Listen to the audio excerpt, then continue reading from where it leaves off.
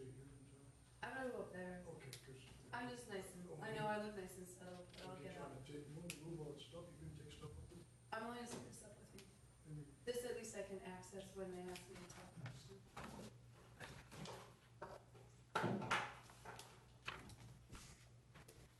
Awesome.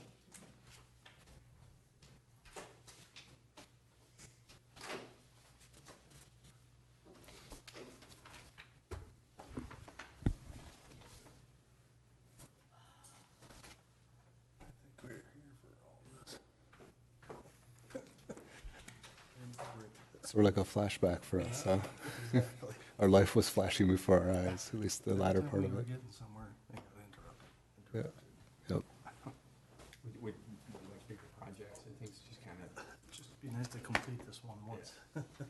Yeah, so what would happen is ordinances fill the gap until all of a sudden we start getting requests in, you know, for developments, and then they take priority because there's timing, and so then we set aside the ordinances. And then the winter comes along, we go back to the ordinances, and then all of a sudden, you know, we're in the middle of it, come back to it. And then we have personnel change and then back to the ordinance, then another personnel change, and it's like.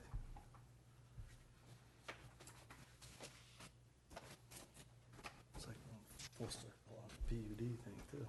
All right.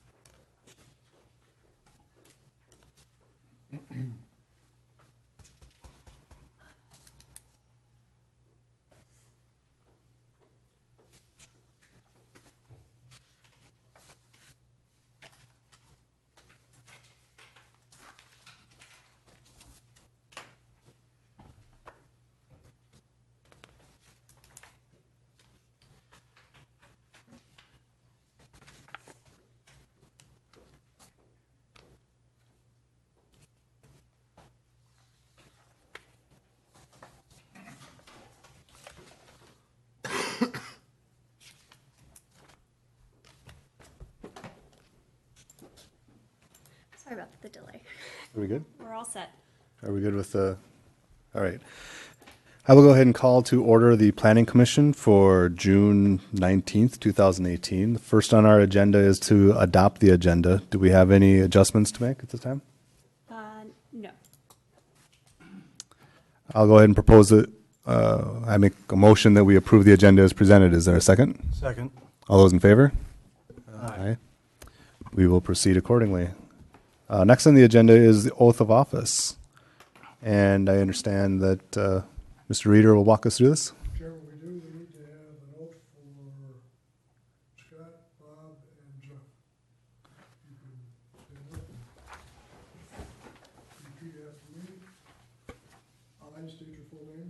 I, Robert J. Wolf, Do solemnly swear to support the Constitution of the United States, do solemnly swear to support the Constitution of the United States, the Constitution of the State of Minnesota, the Constitution of the State of Minnesota, and to discharge faithfully the duties of the office of Planning Commission member and to discharge the duties of the Planning Commission of the City of Victoria of the City of Victoria, in the County of Carver, in the County of Carver, the State of Minnesota, the State of Minnesota, to the best of my judgment and ability, to the best of my judgment and ability. so help me God. So help me God. You're in. Thanks. You can just say that and put your name in there. Back to something.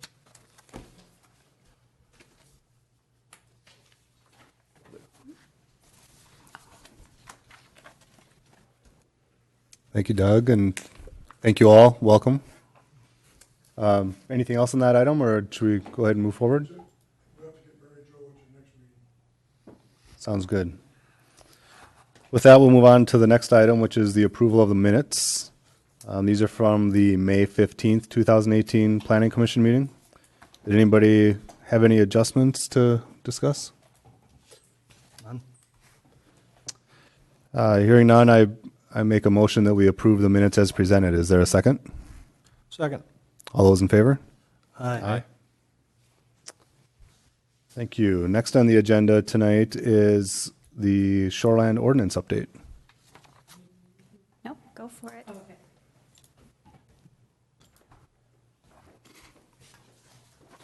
Alright, good evening. I'm Rita Trapp. I work at Parkland Consulting Group with Laura and Brad and others that you've met from our office. So, the focus this evening, as we've talked about before, is on the shoreline regulations. I'm gonna do just a brief overview, pretty brief, I know we talked about it before, but give the foundation, for everybody, and then we'll continue forward on kind of what our focus is for the evening. As I stated or indicated in the packet materials, we are moving forward with using the Minnesota DNR's model shoreline ordinance. So what I've started to do is work through that ordinance as they have presented it, and compare it to your existing ordinance and identify areas where is new information, where there's information that's changed, or where we may want to have further discussion. The model ordinance has 10 sections. One of those sections is plan unit development, and plan unit development was already updated by staff separately. So once we get through the bulk of the project, we'll also look at plan unit development just to see how it compares. So really there's 9 sections that we're working through this evening. I'd like to work through the first 5, which are kind of the foundational ones. And then the next sections we'll talk a little bit about, but really those are kind of the heart and soul of the shoreline regulations in terms of lot size and all of those aspects. And one of the things that Laura and I really wanted to do is have new staff on board who are coming next week be on board while we do that, instead of coming in after we've already worked through all of those. So the hope would be the next time we see you, we'll work on those aspects. But I think having these foundational elements is really important, because it helps set the stage and understanding of where there are differences and how do we think about those differences between what you have today. So I'll go through a little bit of an overview. So shoreline regulations are used by cities across the state of Minnesota and in other states as well, to ensure the development around lakes and rivers protects the ecological, recreational, and economic value. The state requires all cities to have shoreline regulations. If you don't have compliant regulations, then the DNR is obligated to do review of any projects within the shoreline area. So if you have an adopted compliant regulation, then you notice the DNR about a project, but you don't actually have to have their review and blessing for every single project, which is where that comes into play for you in particular. As a reminder, shoreline extends 1,000 feet from the ordinary high water level. In the city of Victoria, that's 16 designated lakes. And then it extends 300 feet from 9 tributaries in Victoria, and the map gives you an indication of kind of those areas. It's obviously, this one has just the lakes on it. The lakes and rivers that are identified are ones identified as public waters by the state of Minnesota. So they actually have an assigned number. They could be wetlands as well, but they are assigned by the state of Minnesota as a public water. So if you had a small pond or a stormwater pond that got created, that wouldn't be a public water. So there are differentiations, and these had been established previously, and those are the ones that we're working off of. The lake classifications, if we move to the next Yep. slide. I just realized I can't do that. That's okay, you can do it, there's a link. Look at that. I'm sure you can. Awesome. Cool. So lake classification, the DNR breaks lakes in Minnesota into 3 classifications. General development lakes, which are really the highest recreational use types of lakes, so Lake Minnetonka, Lake Bavaria. I've highlighted in yellow where those are. And then recreational development lakes, 9 of them spread throughout the city. That's kind of the next level down, and there's more detail that I can provide, but that gives you a general sense of kind of the level. These lakes are generally not as deep, not as wide, don't have as much density per shoreline as the general development lakes. And then natural environment lakes, there are 5 of those, and those really are smaller and shallower even still than the other 2, less developed, and ones that they feel like are important to protect environmentally. As I noted on the right-hand side, more restrictive regulations exist as you move from general development down to natural environment. So setbacks increase, lot size increase, those types of things are what the DNR in particular is concerned about.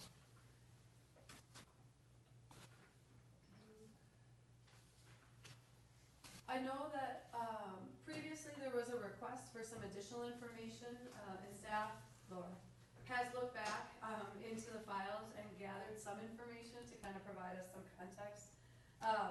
We know that in 1975, it was first adopted, that's from historical, information that we've provided. It looks like as we review the 2014, minutes, so in 2014, the city had gone through, again, another overhaul or trying to adjust the ordinance at that time. At that time, there was someone from the DNR present at that meeting, and she provided some history that I used to formulate this. So when I look back through those minutes, they were very detailed minutes, so it helped provide us more detail than we've had before, but not all of the detail we need. 1988, the Minnesota DNR, excuse me, reviewed and issued conditional approval. At that time, they identified 8 issues. Unfortunately, in the minutes, it doesn't tell us what those 8 issues were, but we know at that time that it implies that that was one of the first times they had reviewed it for compliance, and they had identified some issues. They worked a little bit to resolve those issues, but they never fully resolved it. In 2002, the city went in and revised the regulations, but never sent them to the DNR, and so they never were reviewed for compliance, and the issue was never resolved. In 2014, another overhaul began. In the minutes, it specifically highlighted 3 issues that the DNR was particularly concerned about. One being the process relative to PUDs, which I'm hoping when we did the PUD update ordinance, we've addressed that, but we'll have to check when we go and compare the regulations. Impervious surface maximums, and I had noted that the last time we had met, that your impervious surface coverage maximums are higher than the DNR. The DNR likes basically 25% or less, and you want to have higher regulations. However, that's not unheard of in communities that do negotiate with the DNR or talk with the DNR, because there are areas in town, particularly, for example, this downtown area, that it doesn't make sense to limit impervious surface to 25%.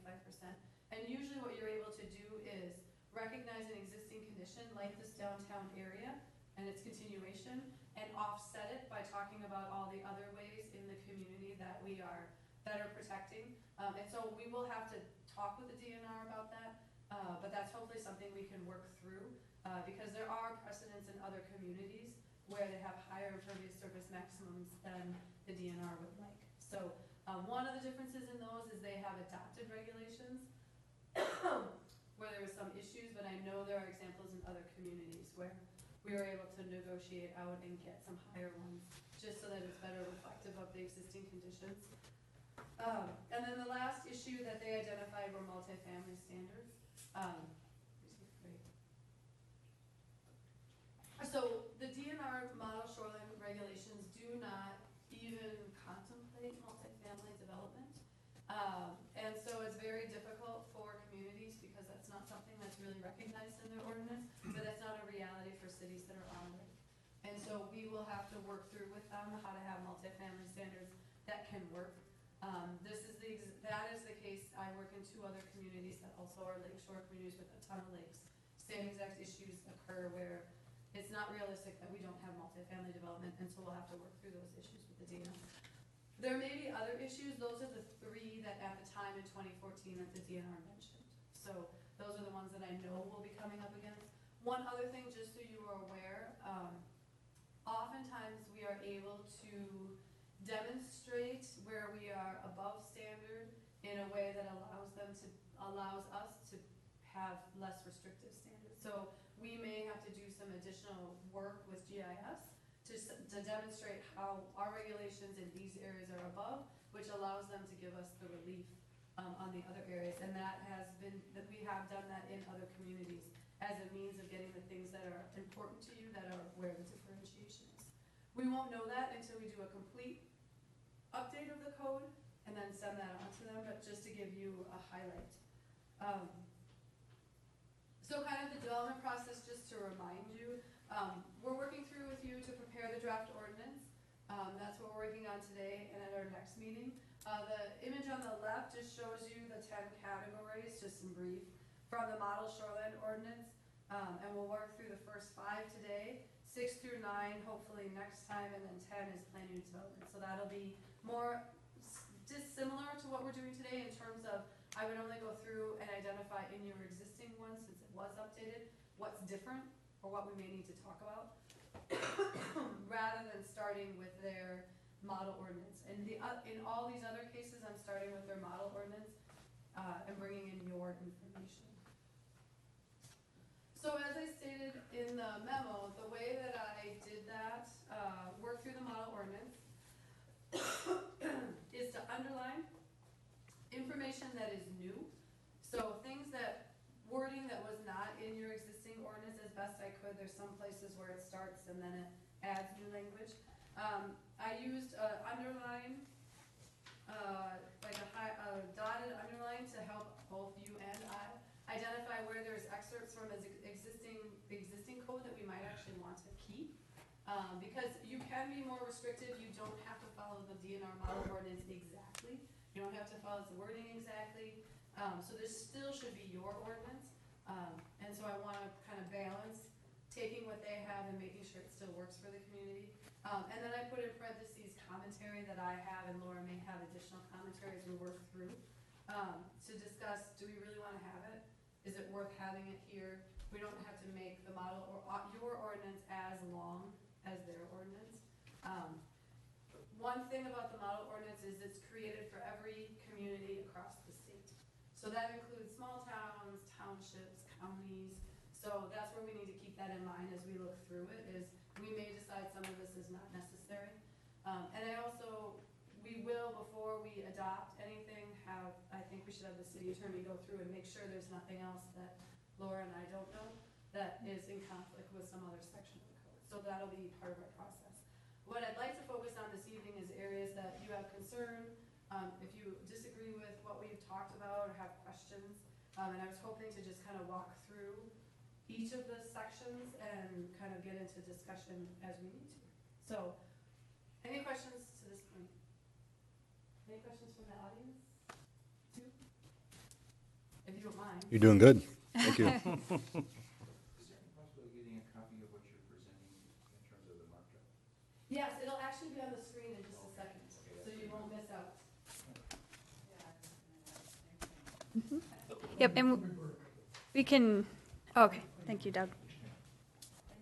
Any other questions? Any other foundational stuff? And we didn't, I assume, we didn't really explain that part, right? No, are you both with the excuse me, the Lakes and Water Quality? Okay, great. I assumed so, because I didn't know who else would want to sit in on this as the only agenda item, but so we obviously were invited, the Lakes and Water Quality Commission or committee to sit in this evening and kind of hear our discussion process, give input if have any questions, things along those lines. And our intention is to eventually have, especially when we're working through maybe more of a concrete draft, to also present to the committee itself and go through any questions before we bring any sort of draft to city council, or so we want to make sure that it's meeting the goals from the planning side, but as well as water quality. So. Any other questions before I dive head first into regulations? And you two are from the consulting group? Right. HKGI, We're the yep. city planners.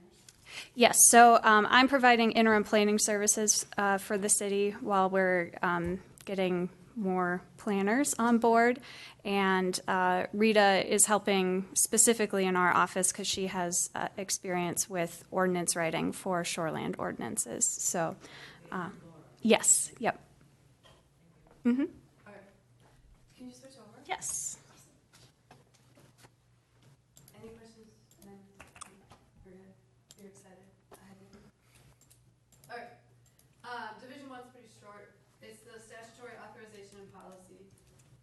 The first part is that referencing the fact that we're going to stay in compliance and that it comes out of Minnesota statute, and the planning and zoning enabling legislation. So fairly straightforward, fairly typical for most ordinances. And then policy is the fact that this is similar to what was in before, but it's slightly different. And it reinforces why we have shoreline ordinances. Any questions, concerns? I just feel like in this case, we just take the new language.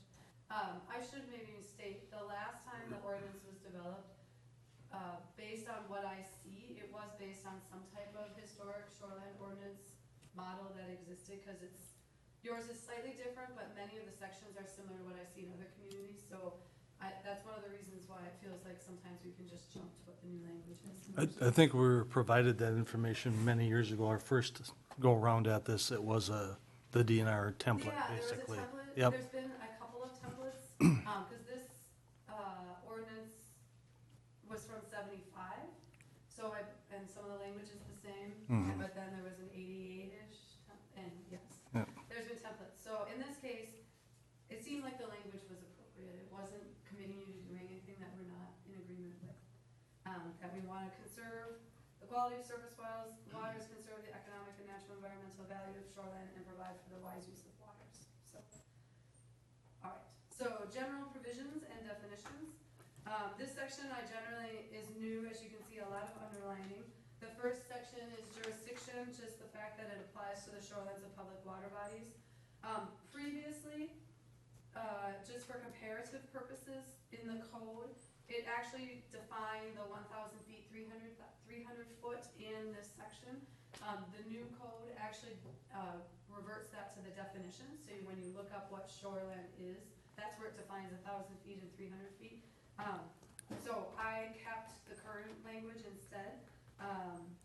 The only concern or question that Laura and I are going to follow up on is that now that you have land that you might be annexing or bringing into the city, we need to make sure we understand what the implications are of whether or not if those are public waters and they do meet the requirement of greater than 10 acres in size in unincorporated areas, then our shoreline ordinance would apply to those.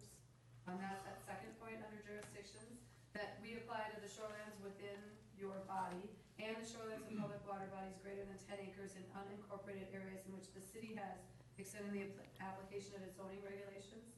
So this would allow us to apply or use our shoreline regulations in those areas that still may be coming into the city. And I think that's a good thing, but we'll double check to make sure that works with the annexation agreements and all of those. Is this definition consistent with whatever previous understanding of water bodies that it applied? No. In the past, there were lists of, the lakes that it applied to just, That list will stay the same. okay. So that list will not change. It's just where it's located is going to get moved back to section 4, Right. division 4. But yes, it'll apply to the same. It should apply to the same list. I will verify that the list is the same. That the Darlington Union. Sure. It's the same public waters as far as I'm aware of. Depending on the application of this section that Rita mentioned with the water bodies within future annexation areas, and that's something that we would have to check with our other ordinances and how those are written.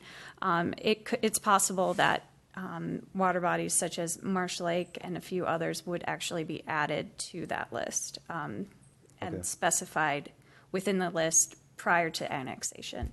And you're saying there will be a list elsewhere. So, Yes. or in the instance of, water bodies at the discretion of the city, There will be a list. the list will be maintained. Yeah, and I didn't make the list because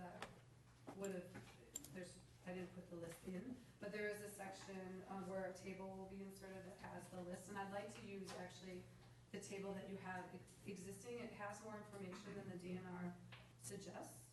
But what I like, if you want to go to it.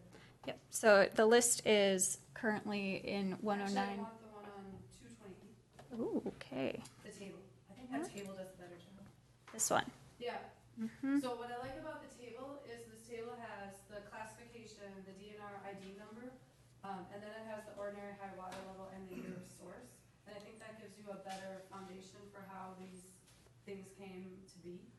And so my idea was to keep that table that classifies all the lakes and provides the data that you need. And we also should add to that, well, we can use it how it is.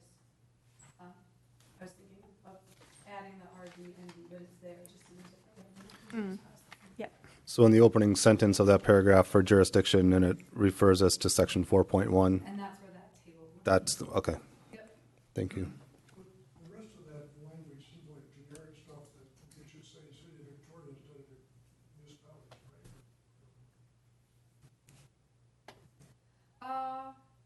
You could change it to, we could change that to Victoria to be more specific. Mm-hmm. That's fine. I guess I was thinking this, the first city, but the second one, yes. I do like the fact that it tells you if you have something too small, you don't have to regulate it. Mm-hmm. That was that. But yes, thank you for the catch.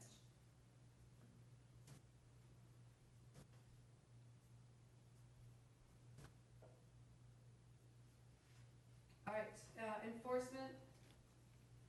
This is, just reinforcing for folks the fact that how this would be administered and enforced. This is one of those sections that has to be verified with the city attorney on whether or not they want it here or they're uncomfortable with it, because you have other sections of your code that will have enforcement mechanisms. One of the reasons to have it is it reinforces if someone's only in this section, that they know that you can't just ignore it just because it's here. But this is one of the new sections. Severability, similarly for the city attorney, it is not unusual to have this. What this does is it means that if any section of this particular part of the ordinance is wrong, you don't get to throw out the whole thing, you just throw out the wrong section. And then also that the next section is talking about the provisions of this ordinance prevailing. So those are all sections that we need to verify with the city attorney, but generally, unless there's a reason not to, I would just suggest it's easy to include. Have you encountered an instance where that wouldn't be true? That you wouldn't include them? Well, that a shoreline ordinance wouldn't be, wouldn't rule over any other ordinances or laws? Just in your experience. The one concern I have is when you, especially for you guys, when you have all of those PUDs, that we get to continue to implement them and enforce them as they were originally established, no matter what this new ordinance is. And that could be the reason I could see pulling this out. Is if, because I know you've done so much by PUD and not all of them maybe have been developed. So in that case, can those prevail? Because those are done by ordinance, correct? Here. Previous PUD was, I meant the individual one. individual PUDs were through a CUP. Always a conditional use, yeah. Okay, Yeah. so you're doing my CUPs. Yep. Okay. And now I believe is through rezoning. Right, that's what I mean by ordinance rezoning. Right. Yeah. So that's why I said these are more technical ones that I want to. So could this be an instance where there's another part of this that made reference to like prior to a certain date? Like, for example, that this could rule except for instances in which things were zoned or approved prior to a certain date or the date in which this was adopted. Yes. That might be a way to bridge the intent. Yep.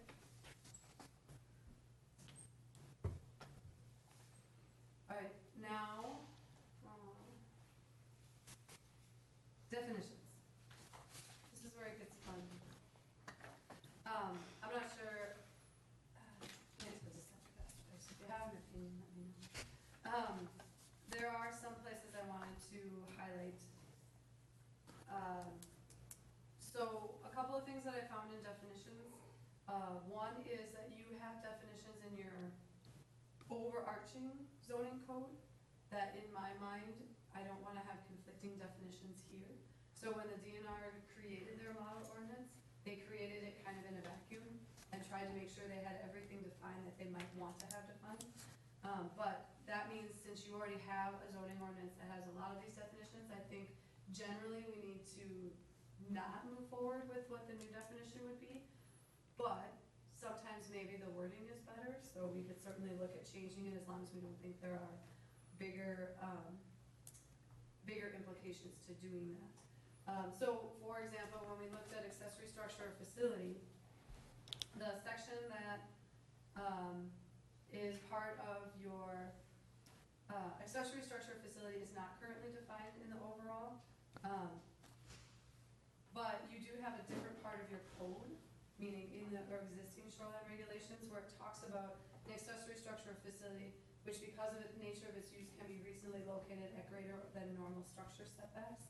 And I was trying to decide if that's something that we think we want to keep because it is something in your code currently, or not.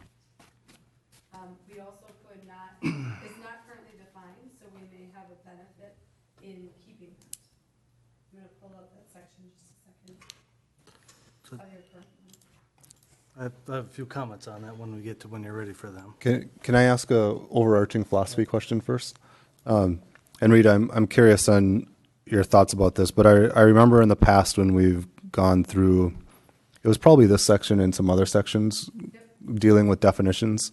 And I remember when we reviewed those, trying to be sensitive to, looking at this through the lens of a resident, those who don't deal with the code on a daily basis, that are in search of information, and trying to avoid sort of circles, even though things are somewhere else, or, trying not to say, go look it up in the Minnesota state statute, or go look it up over here, or go look it up because oftentimes you got the information you think is relevant and you may not have that information readily accessible.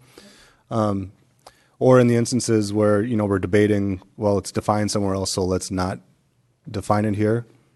But should we refer somebody to where it is defined? So maybe we agree that not restating the definition here, but should it still be listed, but state where you can go and find the definition as it applies? Trying to make it more user-friendly in terms of navigating and not having to go seek out really detailed information in disparate places. I'm glad that's what your suggestion was, because I was hoping it wasn't to duplicate. Because one of the hardest things is to catch when you have things in multiple places and get them all fixed if you fix something. But I think we could Yeah. certainly have it and do a reference back to as defined in section, whatever.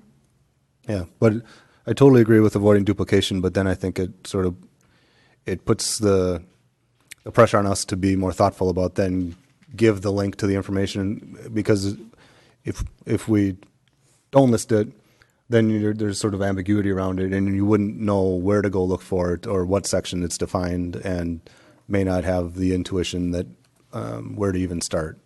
So. And I think as we move forward with these definitions too, these definitions come from a structured building code originally. And to stay in line with that, I think we should be looking at that as we go through this when we're talking about structures, accessory structure. Oh, going back to the building code? not Yeah, just to the because building? then it's consistent in every area of our code if we follow that language. If it's inconsistent and isn't to the state standard, the statute which we've said we've adopted, then we're ambiguous. So in accessory structure, you say in the building code, there's a definition? Absolutely. Okay. So, and I wrote that down, just for convenience. Good. Because it's kind of some of the things that really bother me about some of our codes is our definitions are terrible. And we've been through this several times, and if the base of our codes are based on the adopted state statute, which is our building code, residential code, then the language should be the same and be consistent with that. Because that's our fallback always. If that's the most restrictive thing we're gonna enforce, then that's where we go as the state building code. So how does the state building code define accessory structure? Accessory structure or building, the use of which is customarily accessory to and incidental to that of the main dwelling located on the same lot. So my only challenge with that is it implies dwelling. Right. We might not always be using dwelling, You don't have an accessory structure until you have a primary. but you're missing Dwelling. my point. But- Dwelling, Yep. not used. We could have a commercial building and have an accessory structure potentially to a commercial building. So if we use that definition, we're stuck because it uses the term dwelling. And we're being more generic than dwelling. So I don't have an issue with Yeah. part of that definition, but the problem is that's only a residential building. You usually don't have an accessory structure on a commercial lot within your zoning phase, or per, even a commercial building wouldn't call it an accessory structure. It would just be another building. But I don't know your code. Mm-hmm. Usually you don't allow more than one structure on a. So we'll verify. But having that consistency across, I think, is an important point. And not just within the zoning code, but throughout 'Cause the- the city's ordinances. And then the wording, which because of the nature, which is fine, it says any building or improvement. Well, what's an improvement? Painting my fence? So that could be thrown out. It could just say building or structure. Yeah. Yep, no, and I don't have an issue with what you said, other than the one part I brought up, Okay, which is the question of, is it generic enough if we ever have an accessory structure for any other use other than a dwelling? so if we take, But that's fine. if we were to take dwelling out and say building or structure. Principal yeah, use, Principal something. use, yep. Do we need, I was not really comfortable with the historical definition of which, because of the nature of its use, can reasonably located at or greater than normal structure Yep. setbacks. I'm not sure. What does that mean, actually? That's what, I had a question mark by that. At or greater than normal structure setback. What does greater mean? Farther or closer? Well, in case of shoreline, it would be, I would interpret that to mean farther away from the shoreline. So our underlying zoning for that would be, let's say it's a residential R1, we're gonna have a 25-foot total, a 10 and a 15. Well, we're talking 50 foot from the lake shore. Okay, so are we talking just from the lake shore? Not necessarily, that's one of the things where the definition's not clear. So like a side yard setback? Because non-attached, a detached accessory structure can be 7 feet, where a primary dwelling could be no closer than 10. Right, it, That part of it could be tweaked or thrown away. Or it could, if you're or it going could, to, I'd say throw it away, but Yeah. I don't, it's your code, that's what makes it tough. for me. or it could simply reference the location in which those deviations are mentioned or discussed, right? So that it's a little, there's a lot of ambiguity around it now, just saying can be reasonably, basically a reasonable deviation, but in reality, there's another place that states what it can or can't be. Well, that's why I wonder if you need it. Do we need to just define it that's any building that's not the principal one, which is what your definition is? Basically, And then we let other parts of the code. determine give the that, yep, setbacks, give the definitely. Information, because in here, we're kind of doing a definition and a code or regulation, Right, the and a- same thing, which I generally don't like, because then it's easy to miss it, because it's varying definitions. Yeah. So if you're okay, I would say strike it. I And would- it is not in the original, it's not in the model ordinance, it's something that's unique to you. So it's only if you think that you need to have.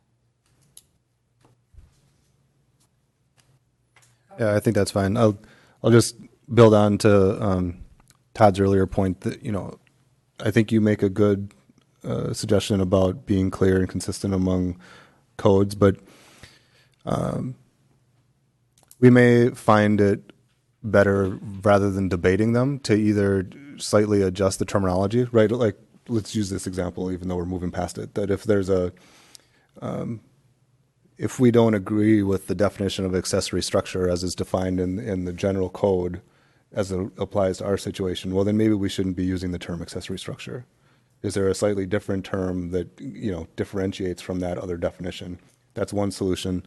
Another solution could be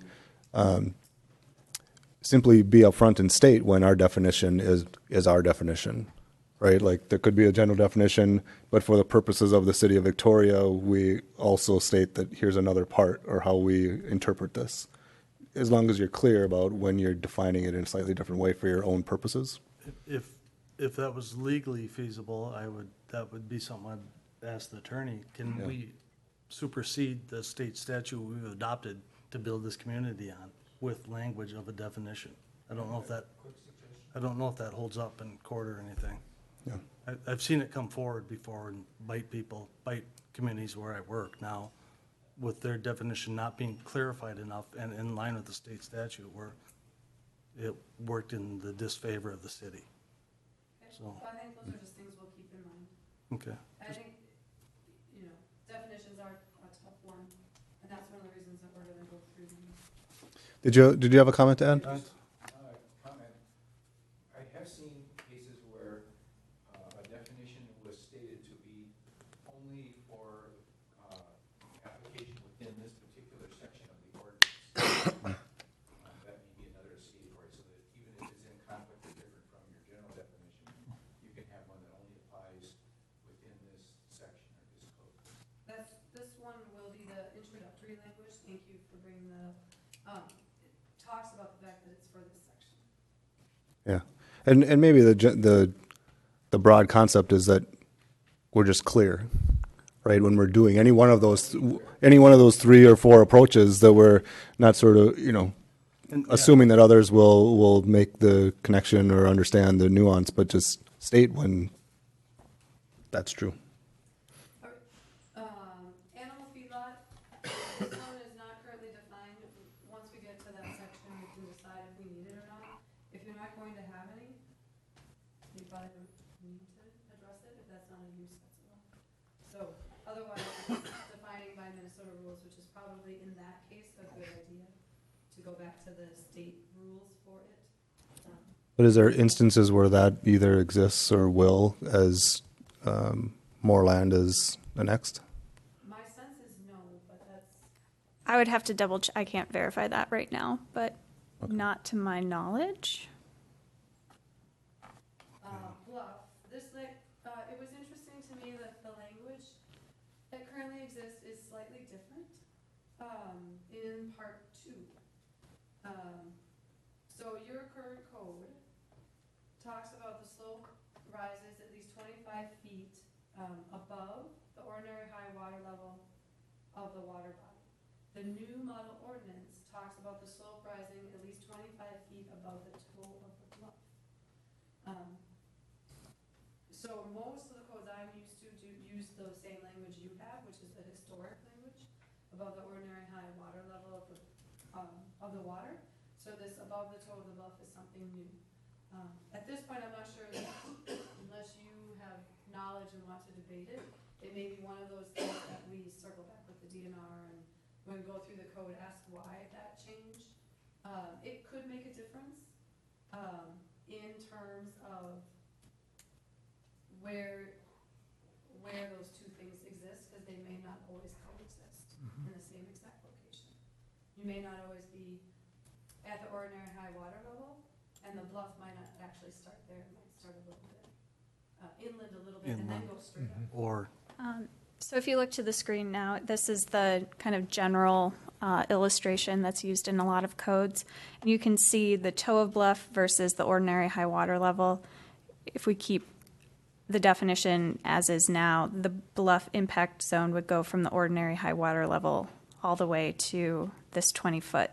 But instead could be this 20-foot to the toe of bluff.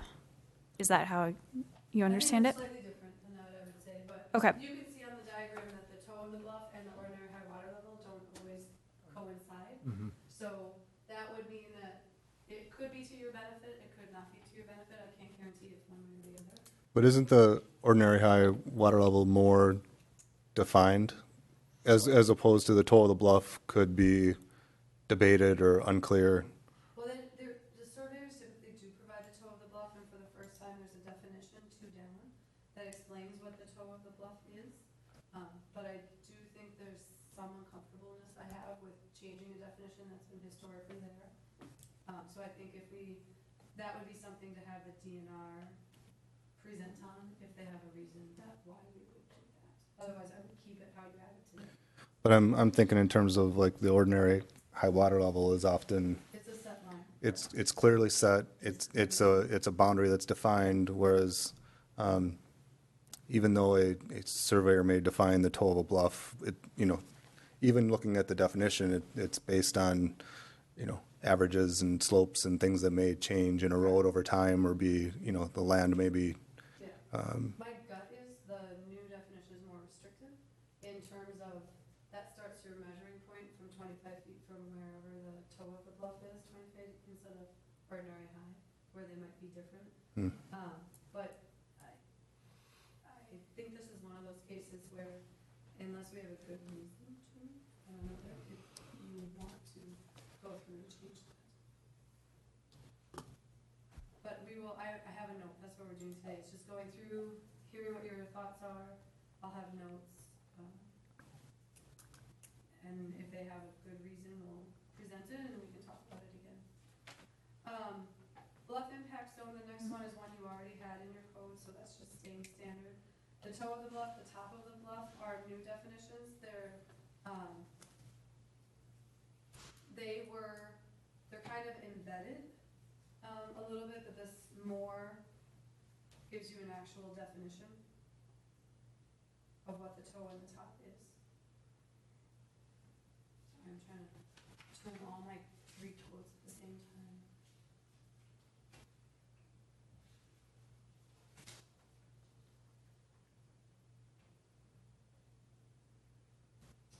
All right, boathouse.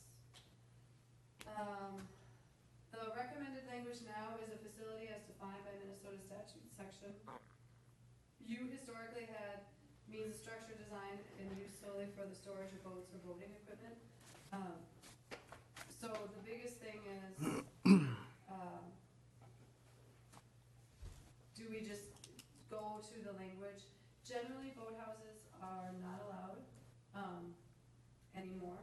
And they are defined, if they're actually in a lake, then they are the DNR's purview. Only if they're on land does the city get involved with it. Otherwise, if you're physically in a lake, then the DNR is the one that blesses them, lets you do what you want with it.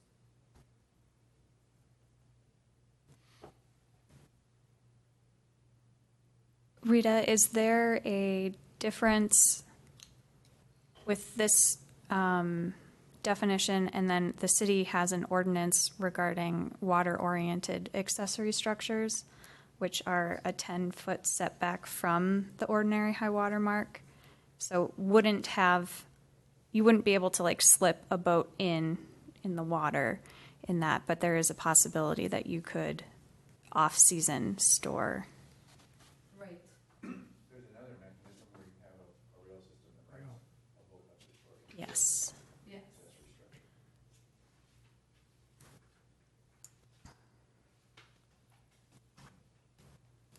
And even though they may not be allowed, certainly there are existing conditions. So, Well, and that the non-conforming use comes into play when we look at those. So there is a separate definition in under water-oriented accessory structure.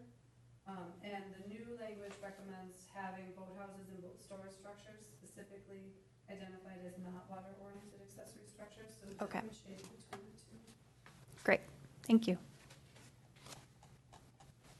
So that doesn't mean you don't store stuff in it, but it's not clearly for the purpose of the Yes. boat part of it.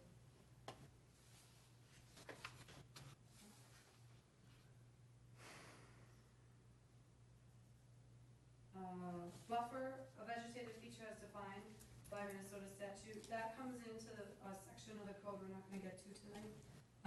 So we'll talk about that, but again, using the state statute, and I know there's some concerns about that, but given the fact that buffers are something that do get modified from time to time at the statute level, it probably would be our benefit to use what they have.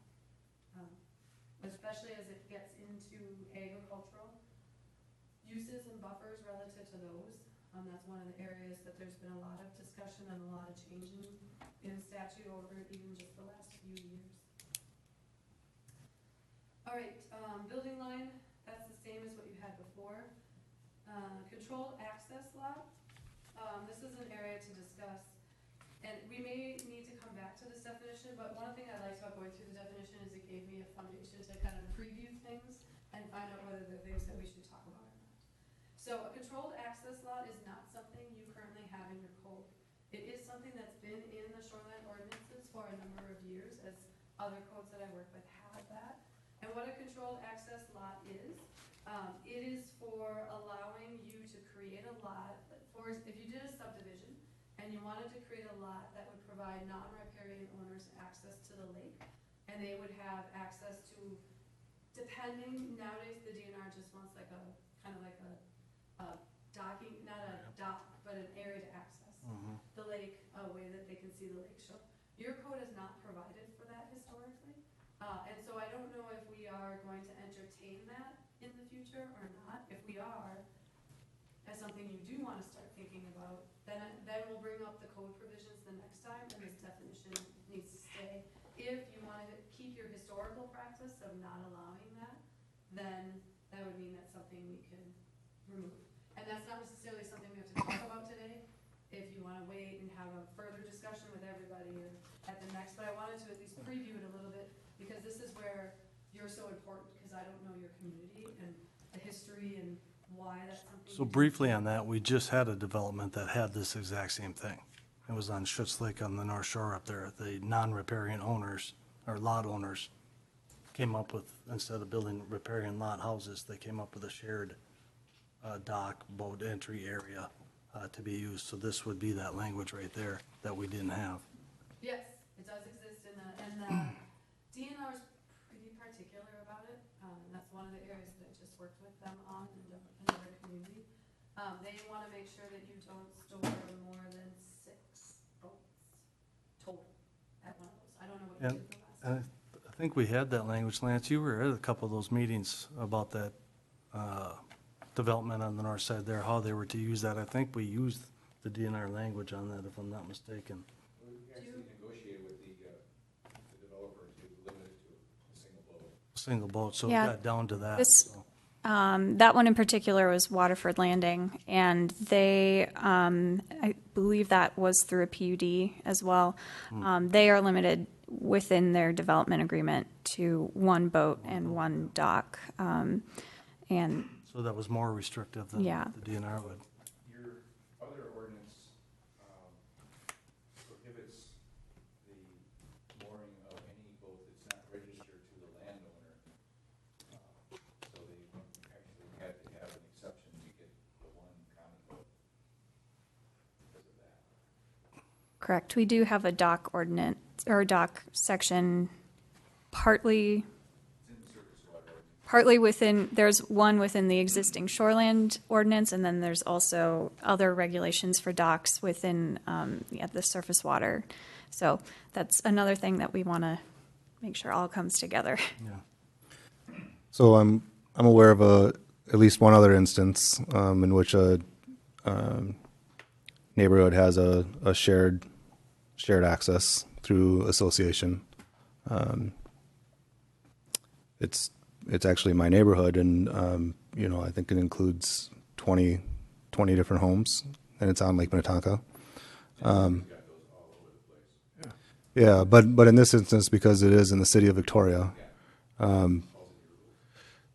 right.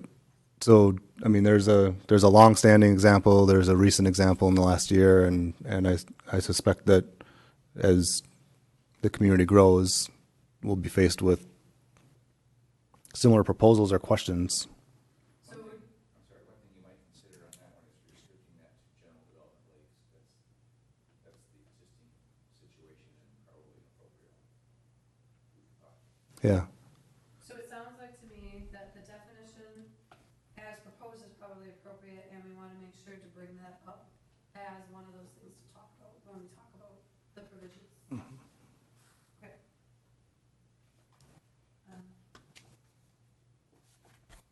Because I have a fair amount of things that are, say, not included, when I compare the two, Yeah. that are not in your ordinance that exist as options for you to consider. So in this case, I think it's important to keep it because there are a variety of existing conditions and the high likelihood to need to be dealt with going forward in some way. Right, and it would be good to evaluate so that you know you consciously thought about it and decided this is what we want. Is it 1, is it 6, is it 2, is it 3, whatever. You figure that out and get that done instead of questioning every time. Commercial planning and development, I actually want to skip, because I wanna look at the PUD, so that seems like that definition may go into the PUD ordinance, it kind of deals with that. But I wanna keep it in here so I don't forget to deal with it. Commercial use, so the principal use of land or buildings for the sale, lease, rental, or trade of products, goods, or services. It's kind of interesting because that commercial is not defined in your code because you actually have a commercial use table. So I could see not including that in there, but I wanted to at least put that out there. I don't think there's because you have we're gonna refer back to the underlying zoning for the uses that are allowed, in which case, I don't know that we need to define commercial use. But I'm open. All right, let's see, Commissioner. oh, That's just referring to the DNR. So down to conditional use. Yeah. Really quick, that definition, it's curious to me that, wouldn't we just spell out commissioner of the DNR as opposed to commissioner and create? I'm not sure the context where that's used or.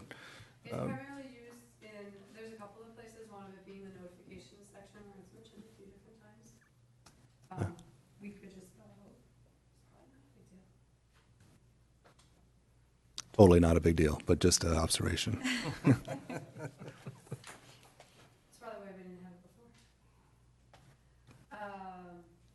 So I put, for conditional use, I gave you both what's proposed as a definition, and then underneath, what is currently in your code in section 109.1. I guess I would assume we're gonna use what you have today in your section 109, and we're actually not even gonna include this definition. Did you say the part you printed was from ours? Conditional use means a permit which may be granted, that's your existing code. Okay, so that's kind of confusing. Conditional use means a permit. No, it means a use that is permitted. I mean, for clarity, you know what I mean? A conditional use has a definite definition. It's a land use, Correct. which is granted through a permit with the attached conditions. I mean, it could have been a little cleaner, I guess, but it gets to the point, though. But it could be a little cleaner. So you said a land use which is granted through Granted under the provisions of the permit, yeah. All right, so that's one of those examples where I would assume we're gonna keep what you have today and actually we might modify it, but we're not gonna include it in this section. Yeah. Deck, similarly, has a definition already. And so a couple things on that. Once again, building code, definitely don't include the DNR version because it violates the building code, the 3-foot level. Yeah, I thought the 3 foot was Yep. interesting. So that violates a building code without a railing, and then it has to be attached if you're at 3 foot. So their version is pointless. Our one wording, deck means a roofless outdoor space, not necessarily. You can roof a deck with a pergola type structure. You run into other codes that way, but it's still considered a deck with a lid / roof. So we could probably lose that section of it, and it runs into other building codes then, which usually ends up restricting a roof structure over a deck. I think the application of the roofless portion is if it has a roof versus a pergola. In general, there are elements within our code that allow for a deck to be considered pervious rather than impervious. And so obviously if there's a roof on it, then that is definitely impervious. And so I think that is more, again, speaks to some tweaking that we may need to do in our general definitions of the zoning ordinance. But What you see on larger decks is some areas that are covered. Yes. And most of it is uncovered to that point, I guess, so. Yep. I think that one might, also there's the question of, when you do covered in some communities, it becomes felt like it's more part of the principal structure, and so its setback should be different, because the massing has increased once you put a roof on it, as opposed to having one that just has a railing 3 feet high. It may not be the case for you, I'm just giving you an example, in another community, having some type of roof or makes it so it has to have setbacks similar to the principal structure versus setbacks similar to accessory. So it's probably a large. Yeah, But if that's what we want, is a roofless deck, then by all means, keep it in there. You know, if that's what our definition of deck is to be for our community. Yeah, but I think there's truth to that, going beyond just this one definition, in terms of when the setbacks and how they apply changes, whether it's a deck or a deck without a roof or a deck with a roof. I think that in terms of the spirit of the intent, that those two things are different, right? So I agree, You know. I agree with that. with a roof, I think the deviations from the setback wouldn't necessarily apply. However, without it a deck is a deck, and that's slightly different. I was wondering though, I was going to talk about this when we get down at the bottom to impervious surface, but this discussion has me wondering, they're more linked maybe than I even thought before, but in terms of how we define deck. So for example, at the last sentence, it talks about wooden slatted decks and swimming pools shall be considered pervious. Certainly decks are not always wooden anymore, so the materiality may not apply. But then in terms of how a deck is defined, whether roofless or not, certainly affects your its pervious nature, I guess. No, that's good, that's good. We can hop on there for a second. One thing that I'm not sure if you noted, but the DNR doesn't feel, that decks are pervious like most cities are doing. And not all cities, but a lot of cities are considering them pervious. But as you can see in their definition that they don't.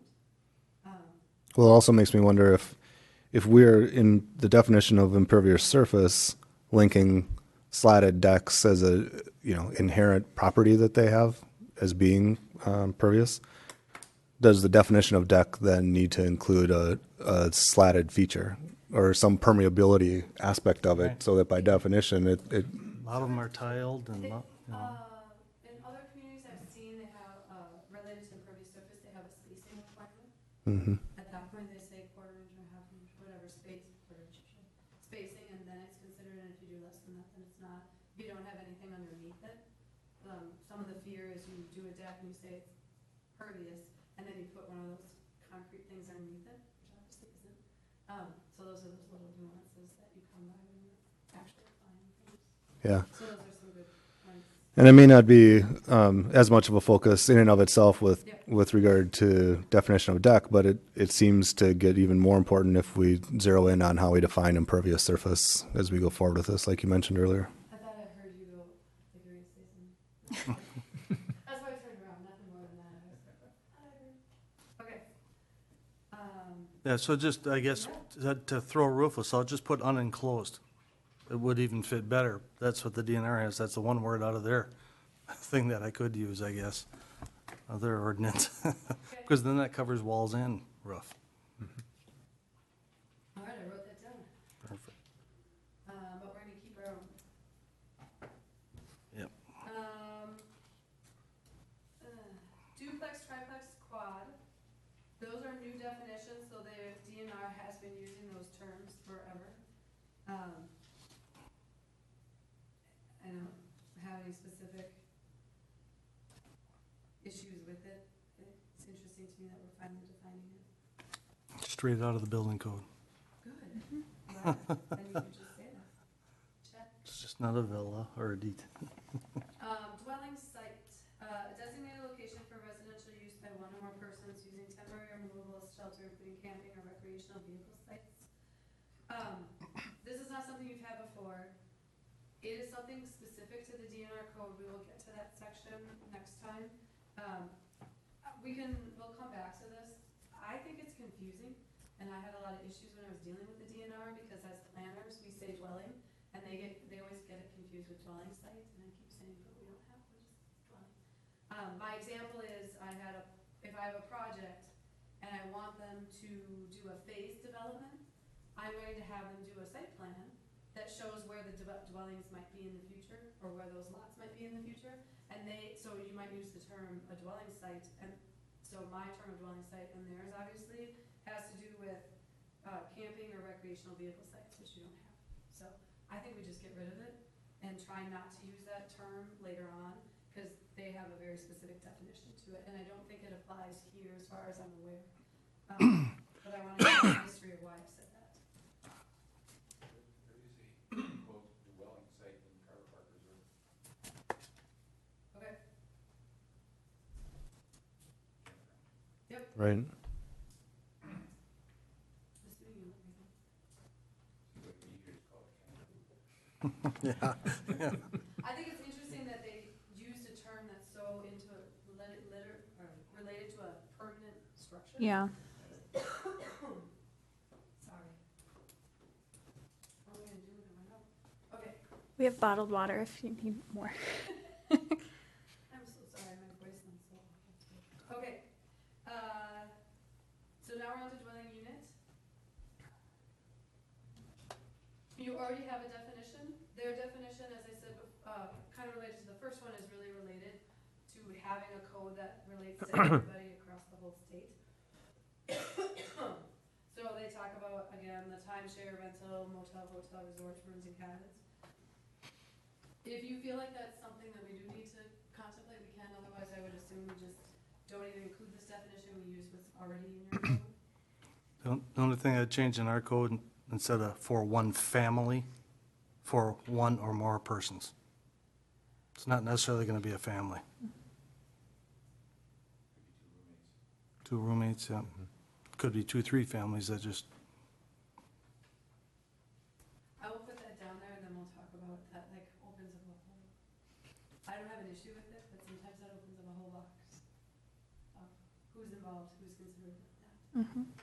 All right, extractive use. There is a section we'll talk about. We can leave it in there. If you don't have any extractive use planned in the future, then we might not need it, similar to forest land conversion. Those are things that, as we decide if those sections are relevant, we would include. Guest cottage. This is one of those sections of the code that exists, you could include, but it's not something you currently have. So that would be similar to, is that something you would even contemplate? Currently, the shoreland from the DNR says one guest cottage may be allowed on lots meeting or exceeding the duplex lot area and width. So it's allowing you to have a principal structure and then a guest cottage. So I don't know if you I have thought we examples of that. had something like that. So And we were debating whether, or not it, whether it could be rented or not, or family or we not. do have an accessory dwelling that unit, was accessory. which is allowed in our R1, and that, because it's allowed in the underlying use, we did have one recently that was approved through a CUP within a shoreland area. It met, so we consider that accessory dwelling unit. It was an accessory structure. There are other regulations that within our current our shoreline ordinance that say only one accessory structure is allowed on a shoreland property. And so we required them to demolish some existing ones prior to getting the accessory dwelling unit. I would recommend using that definition in lieu of this guest cottage because it is essentially the same thing, except this defines for guest versus an accessory dwelling unit, which is different. So yours, just to make sure, Mhm. there is an existing section of the code that we need to compare it to, Yes. but we might get rid of this definition and use that. Yes. We don't introduce a new term. Correct. That sounds good. Streamline it. Eliminate it. This is fun. All right.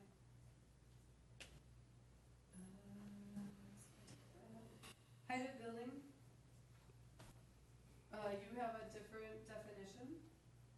I'm assuming we're gonna use your definition. I've actually not seen a definition like this. Most people use the standard one that you have. The DNR says the vertical distance between the height of adjoining ground level at the building or 10 feet above the lowest adjoining ground level. And they do the highest point of a flat roof or average height of the highest gable of a pitched roof.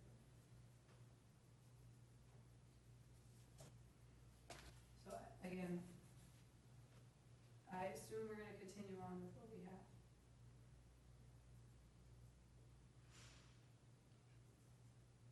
I think that would make sense. Yeah, it's hard to understand how different they would be. Well, it's gonna be calculated differently. The 10 feet above the lowest adjoining ground level Vertical distance. means you're gonna start calculating things differently than you have today, and sometimes those inches or feet make a huge difference. Yes. Comment on that one? Or the only reason I could see why this would be a concern in the shoreline is the visual impact of extremely tall roof structures. And my understanding is the existing height restrictions in the city are more to do with fire code and the ability to have access for fire suppression. I think you have a different purpose here, so you might need a different definition. Does it potentially also have to do with the nature of grade changes as you're nearing water bodies? That, the elevation of the lowest point and the highest point could be pretty significantly different when Well, built into a particularly slope. yeah, if you have a walkout and if you're doing average grade all the way around, which I assume is what you're doing. We measure it from the front grade, Okay. which is uncommon Yes. It's uncommon. and something I recommend should be changed. I think we've looked at that in other zones of other cities, other zoning, and where it says the building height means the vertical distance between the average ground elevation surrounding. Correct. Yep. But there's a difference between 10 feet above the lowest Yeah. adjoining ground level and doing the average across all of them. Yep. So I think that would be almost like a planning issue that gets put into a box, separated from shoreline, as opposed to something we scoop in and deal with as part of this. Because that has fairly significant implications if you're gonna change how you've been doing it historically, and from the future. So we can open that box, but I'm a little nervous about doing it, because could be a significant change based on exactly what you talked about, topographic change and Yeah. walkout structures. I would agree with that, but it could be worth noting for ourselves that if there is a underlying concept that comes from shoreline development that is unique in that regard, that it would be worth us understanding what that is and how it would apply to the general definition. Whether we change it or not is maybe a separate issue, but Okay, so that's on a further discussion item that we'll come back to, maybe as part of this, but maybe not totally resolved as part of this process. The next one, you have an existing definition of pervious surface. We kind of touched on this. You currently, according to your definition, don't include wooden slatted decks and a surface area of a swimming pool.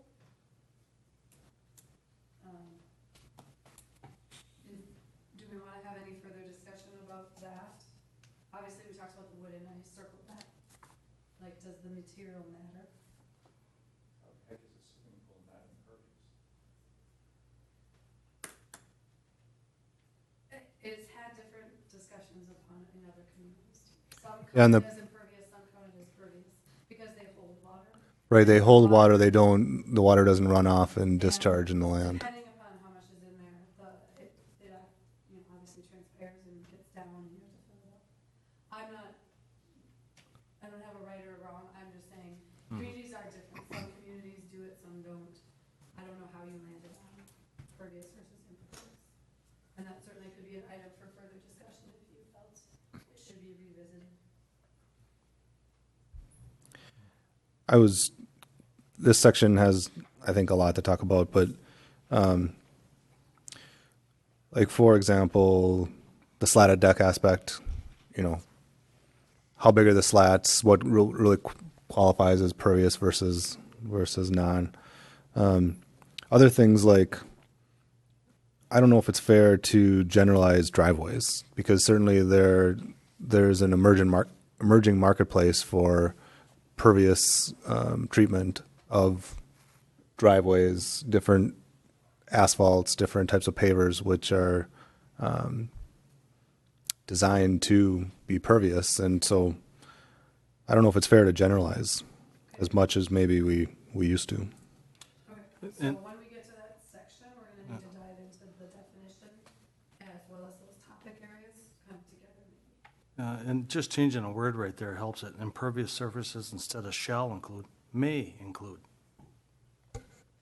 May include the driveway. If the driveway's proven and is green certified that it's pervious, then it does not include that.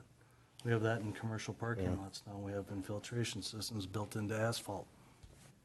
You know, so it's a. So one of the questions might be how you define or validate that, right? So, is it a product manufacturer's, whatever they market it as, you know, being pervious? Is it someone saying, well, there's joints between my pavers, therefore it's pervious? Well, maybe not. So like, does the DNR define, you know, rate of flow? There's probably a standard that states what qualifies for, It's you whether or know. not you've adopted those standards, that's what it comes down to. Right. There's several standards on that. Parking lots just happens to be one I know about because I inspect that. But you're right, it's very vague if we say. And city engineers, it's not only just the material, but it's the subsoil that makes a difference. I have a community that did a whole bunch of work, and we now are facing the fact that while they say they want pervious materials, the city engineers like, we can't do it. We don't have the soils. It's Yeah. not gonna do anything. Usually it becomes, So why do we even have, we shouldn't even be having this discussion. So those things happen and have to be thought of carefully. So I think it's, when we get down, there's a section that we'll talk about impervious surface. We're gonna need to revisit this Yeah. and all the things that you're bringing up, and then, and work on this definition at the same time. So you bring up a good point that may be yet another reason to have more definition around it, not only however either the DNR or others define it, but from a city engineering standpoint, to be able to plan water, you know, surface water treatment in various developments, sort of being able to quantify whether or not the system will deal with the water as a pervious surface. You need really long-term maintenance policies to figure out how people are gonna maintain it. and And it's, that's been the worry about residential folks using it in comparison to commercial, is long-term maintenance, there's a cost associated with it, it's not just installing. Yeah. So there's a lot of discussion, and again, we may not solve all of these, that probably is what sometimes trips us up in doing the shoreline code and why we haven't changed it, is there's all these interrelated things, and we may have to decide at some point of, here's the code, and these are the things that need to come after, or maybe we stop and get those things resolved. We're gonna have to, it's gonna be an iterative process as we figure these things out, because these are all valid, interrelated topics, for sure. Any other thoughts that I should know about impervious surface as we prepare for that discussion? I think there's a maintenance aspect to that impervious materials too. Yeah. Say that again? There's a maintenance aspect to Yes. something. oh, huge, yeah.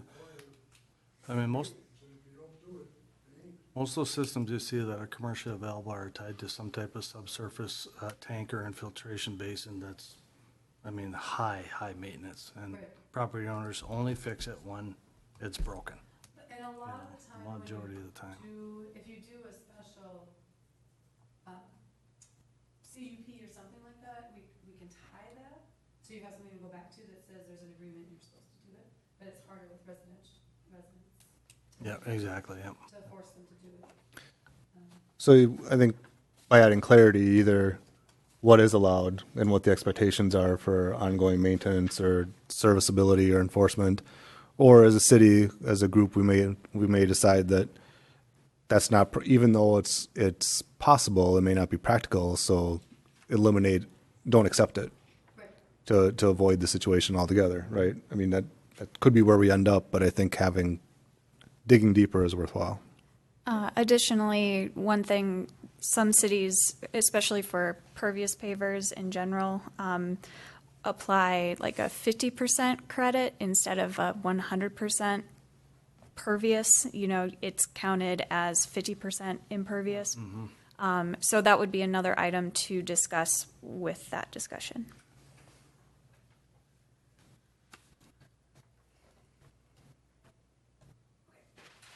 All right, industrial use, similar to the commercial use, you know, we may not need to have that since you have uses defined in your code. Intensive vegetation clearing. You currently have part of it, but not all of it. So I'm just gonna double check. I just wanna make sure I didn't mess up or anything. Just if I look to the right here. So currently, it is right, the DNR just has the complete removal of trees or shrubs. I did that slightly wrong, in a continuous patch, strip, row, or block. And you have adding in the notion of the square footage of that. And we could certainly revisit this as we do. There is a section on vegetation management, which is section 8, I believe, of the code. So we may wanna circle back to that at that time. But as with these other ones, it's so helpful to hear any thoughts that you have before I get to that section. Concerns or reasons, if you know historically why, you have it further defined. Rita, I have seen that definition in other communities, so I think it's It's a historical. a historic one from the DNR. That's what I think, but Mhm. it's kind of interesting. Yeah. Any other experience with that I should know about? It's always been there as long as I. Yeah, no, nothing comes to my mind. Okay. All right, lot. Their definition is different than yours, and I would assume that we are gonna maintain yours. I think the wording could be changed a little or maybe modified. Lot means land occupied or to be occupied by a building and its accessory building.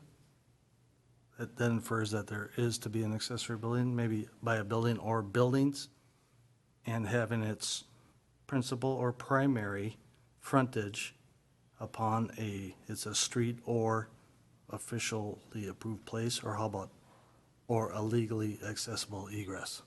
Something more official. I mean, what's the officially approved place?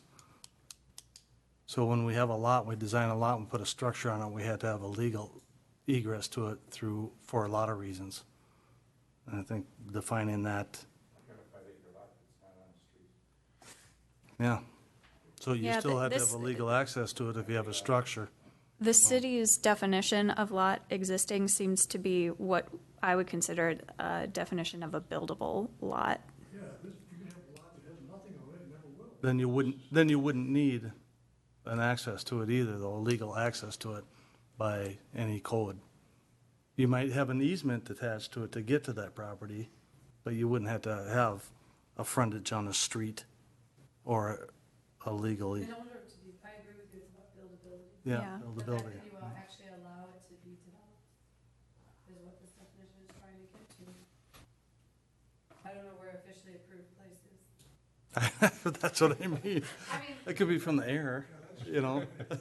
That's, well, I mean, in my, one of my other communities, you know, they have a ton of little alleys and things like right of way that's platted but never developed. mhm. And they're not really a built street, and this is where these fuzzy definitions come in. So say, are you gonna leave that with me? Again, it's my notes. My brain works a weird way sometimes, but, Okay, if you can leave that with me, then I'll look at it, compare. okay, I wrote most of it down, but sometimes I get stuck. and okay. Obsessing about something you said earlier and don't get to the end. Or we can scan it and, Yeah, that'd be better. Then I Yeah. have my copy, Yeah. so. What did I say? Yeah, okay. Lot width. So I'll look at that. Again, though, that's probably a thing that'll be outside this code, because I don't really wanna define something inside this code that already is defined someplace else. I'm not sure if that applies to this lot width, but there is an issue with eye-shaped lots on lakes, very common on lakes, that may have to be considered. I heard you. I hope you're Yes. I'm writing it down. Can you, it's an example of that? I'm just trying to paint a picture in my head in terms of the instance you're. One of the things that comes into play is the setback requirements are sometimes defined relative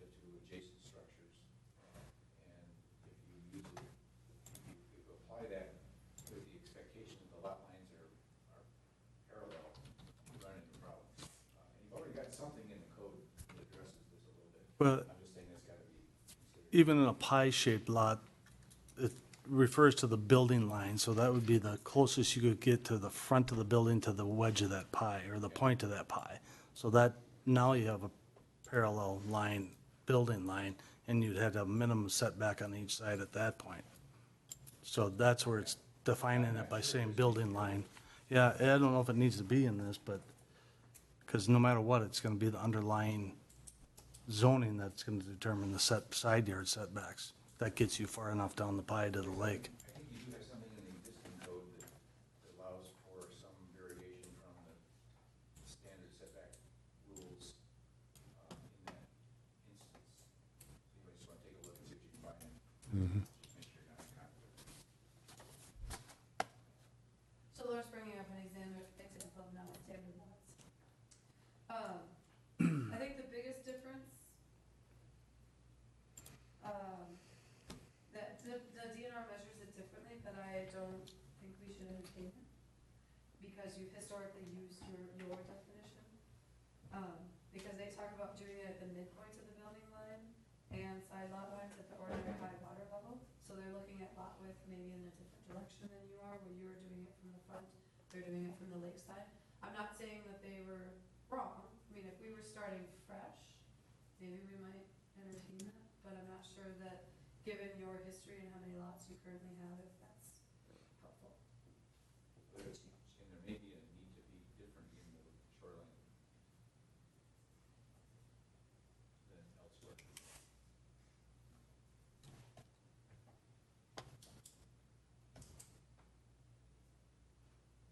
Concerns, thoughts that you guys have?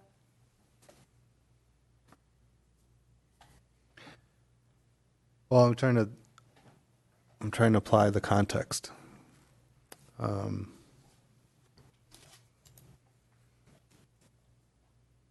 Staying with what we have certainly makes sense, but as it applies to a shoreline situation like you're suggesting, does that?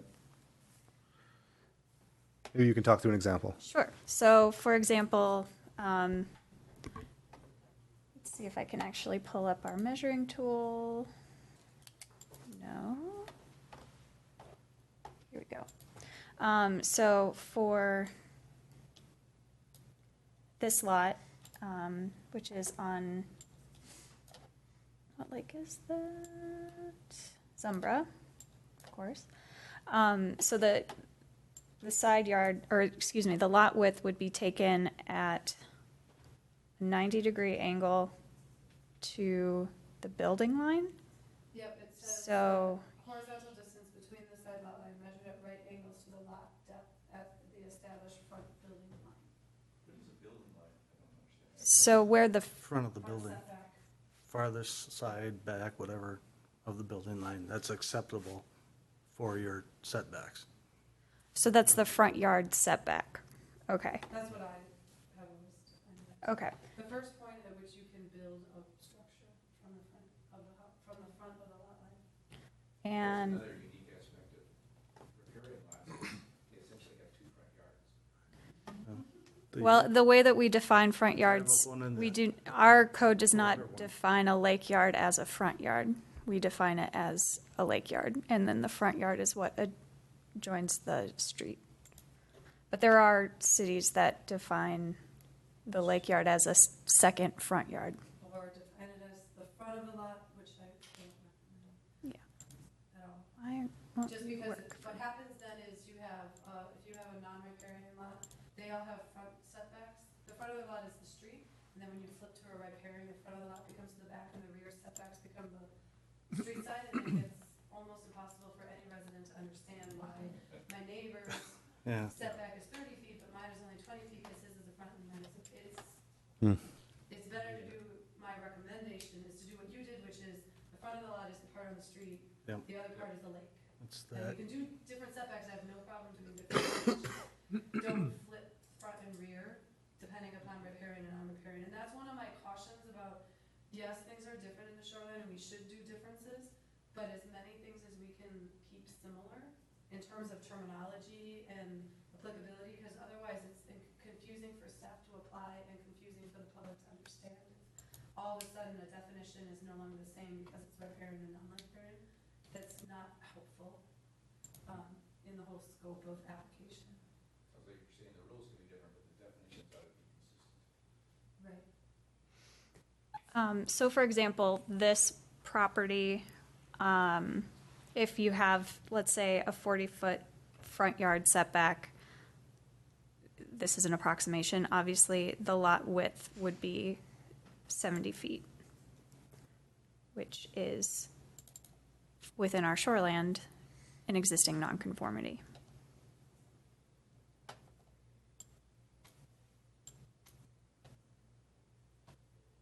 Another example for this property here, if the front yard setback is 30 feet,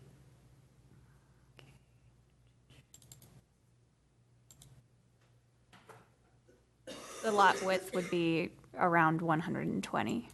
So that's, in general, how the planning department would figure that out.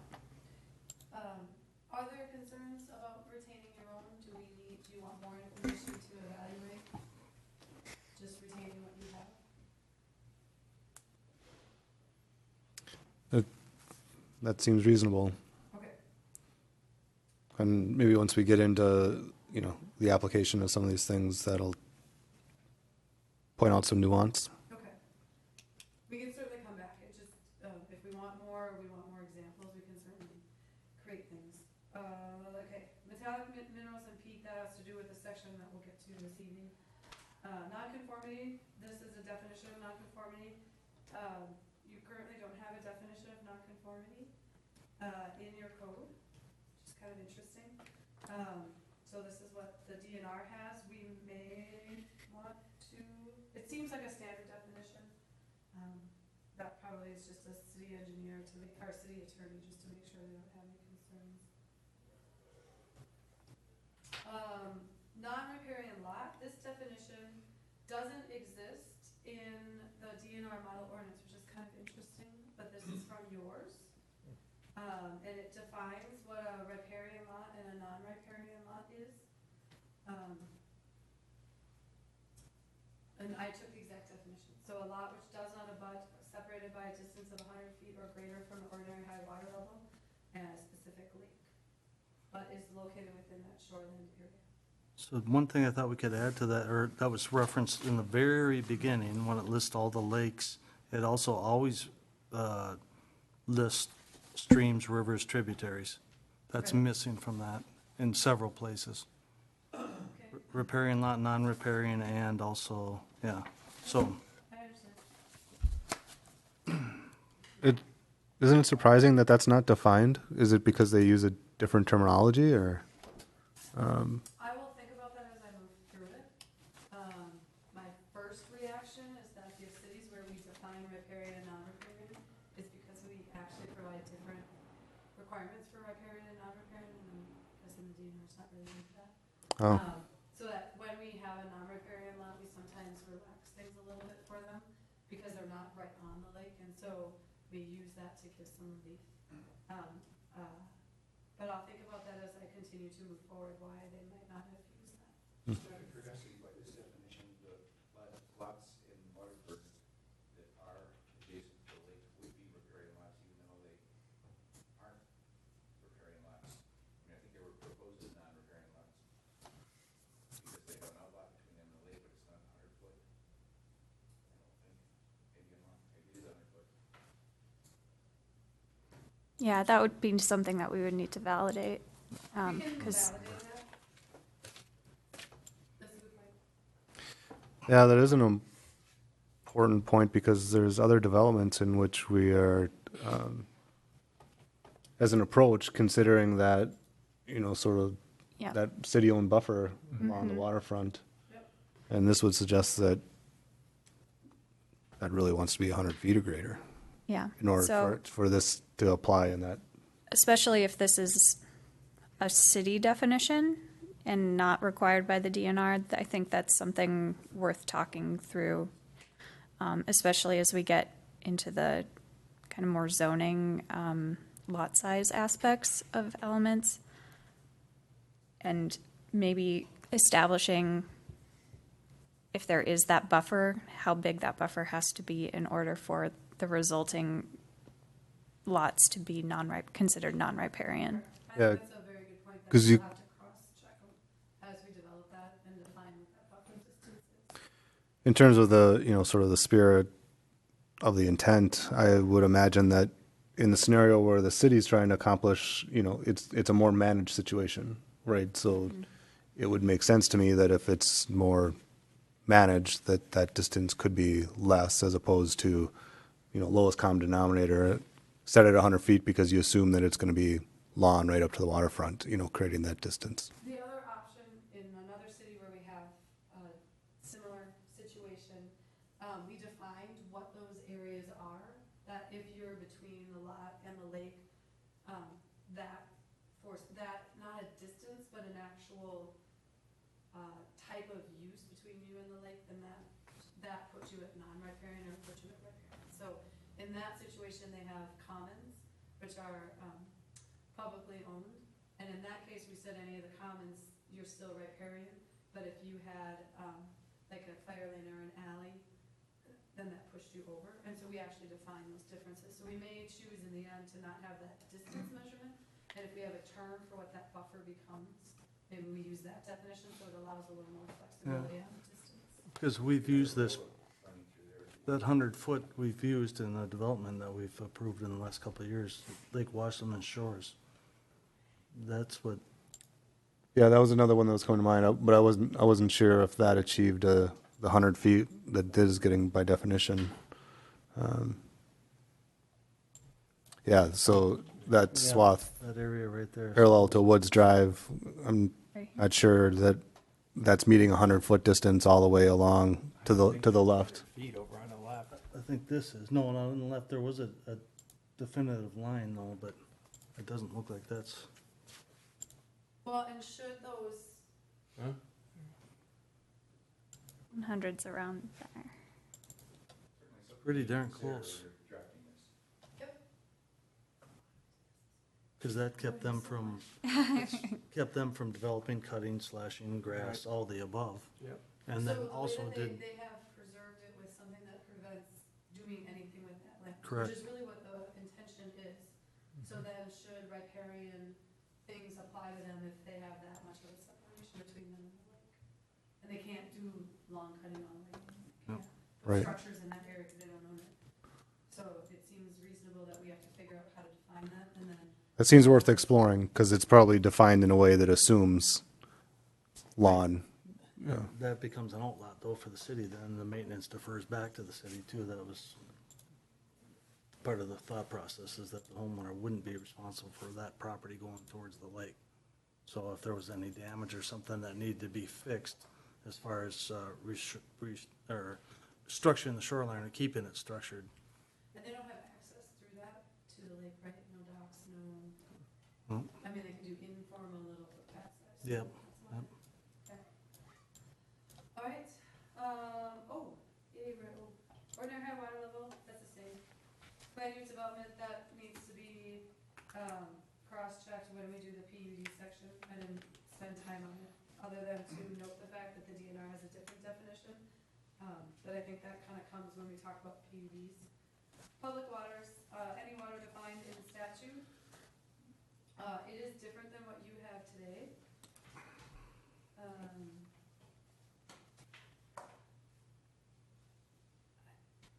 I don't have a strong opinion. Any idea why? My guess is you have what was originally done, and then things have changed over time. It feels like we should use whatever is defined by statute, because the reality is, it's gonna be whatever DNR defines as public waters, or the state defines as public waters. There's gonna be a limit to how much you can, change it. And would this again relate to a list? Or should it?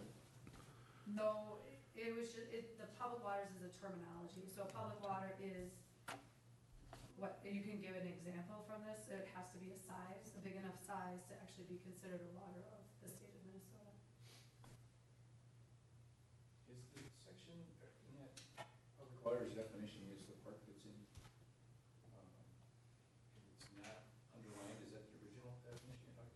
Yeah, I think I forgot to underline it with the little dots. So the one that's there is what you already have.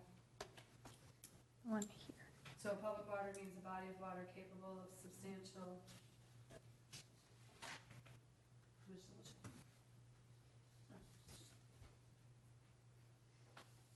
There's only like 5.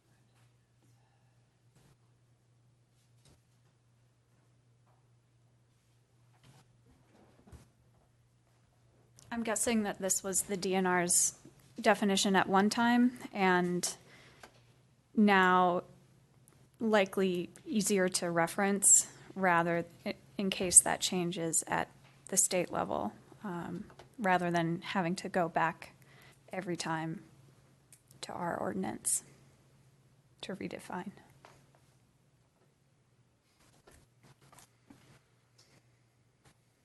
Okay, PUD that comes with the PUD ordinance. Resort, I assume we don't need that.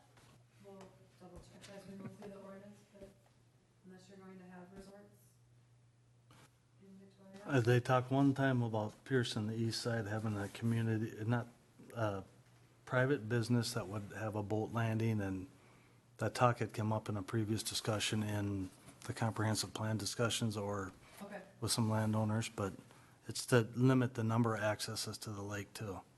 So it'd be a Right. privately owned and not necessarily a DNR one. okay.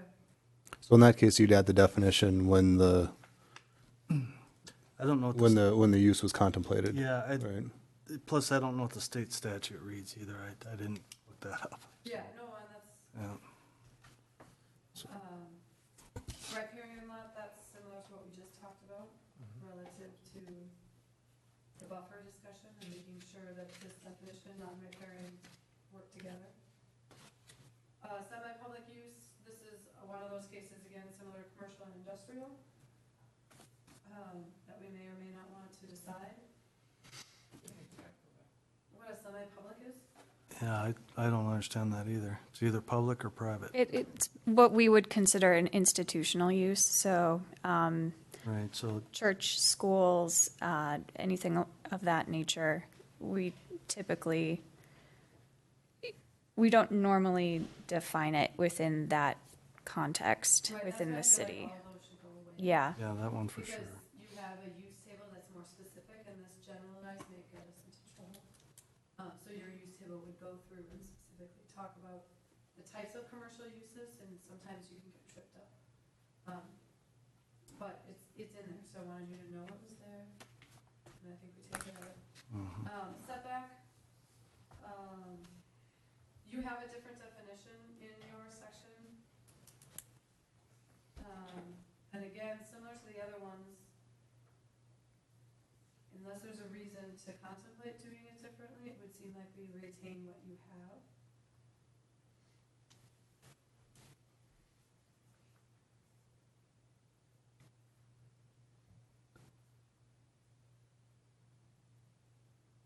I do think that the current definition, since it only applies to buildings, could have, there's some applicability within the city code as far as like a driveway setback, things along those lines that aren't necessarily structures. That I think that, again, this is an item that applies to more than just the shoreland. So, but it's good to flag it. Yep.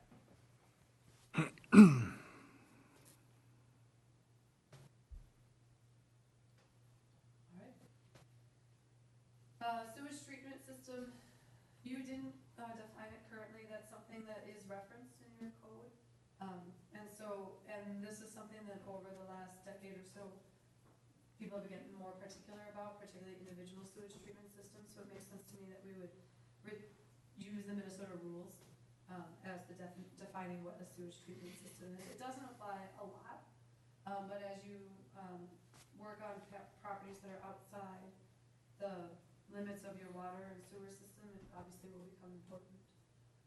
And then sewer system itself is not defined any place, so meaning it's not in the zoning at least, it might be in other sections of the city. Shouldn't that specifically say sanitary sewer system to differentiate from a stormwater sewer system?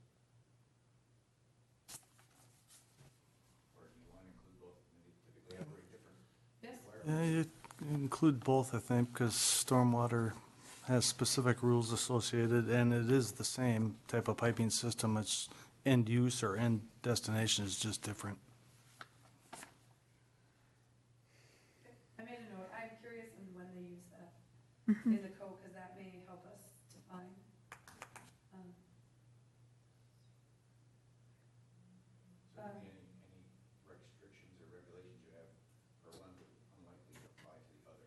Yep, no, I think it's a good point, I was, Yeah, they actually cross over quite a lot in the plumbing code, so. Oh, yeah. Yeah, there is some commonality, they have round tubes and stuff. No,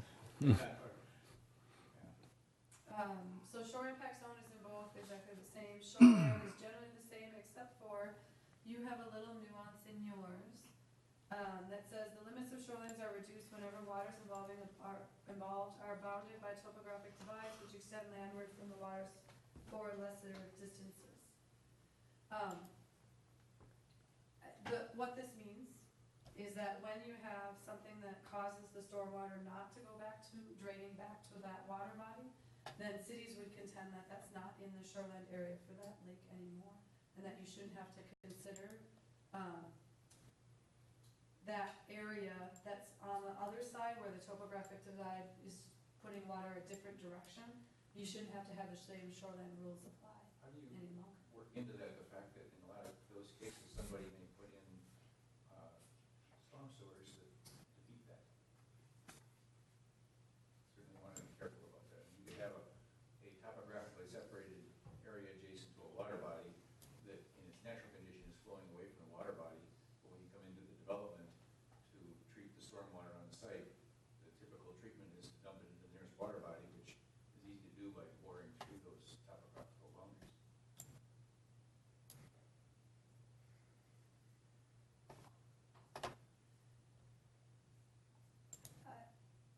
I will think about how that applies. I don't think that's the intention of this, but it is a thing that we'll have to think about. The intention, which I think you understand, the intention is if it's not gonna go that direction, then it shouldn't be. Right, you don't need to be as restrictive if the runoff isn't going towards the water body. Right, but I understand what you're saying. If you artificially make that happen, then you should. Right, the but restrictions that's, I don't still think, that's what I'm saying, I apply. don't Yeah. think that's the case. The intention is if what you're saying is true, then it should still qualify, but we have to unfortunately deal with all the eventualities that people might be creative about. But there are examples of that, I don't know in Victoria, but I know of examples where you have, two lakes, their shoreline districts go over each other, there's a road that actually obviously diverts, and so you would argue that the shoreline district, the more restrictive one, if the road is making sure that you can't get water towards the natural environment lake, then you shouldn't have to have natural environment standards on the other side of the road. That's an example, a practical example, because as you know, natural environments are more restrictive. So I think the example brought is true, but if that's not the case, then it feels like some relief should be granted, because those natural environment standards are so much more significant. But if they put a culvert under the road, then the water won't have to Yeah, go. that's the I point. understand. So I understand, but you just have to take that. I into just wanna make consideration. sure that you guys are clear that yes, I wanna plan for those eventualities, but we also need to plan for being realistic. Right, no, And it so makes we just perfect need to sense do if both.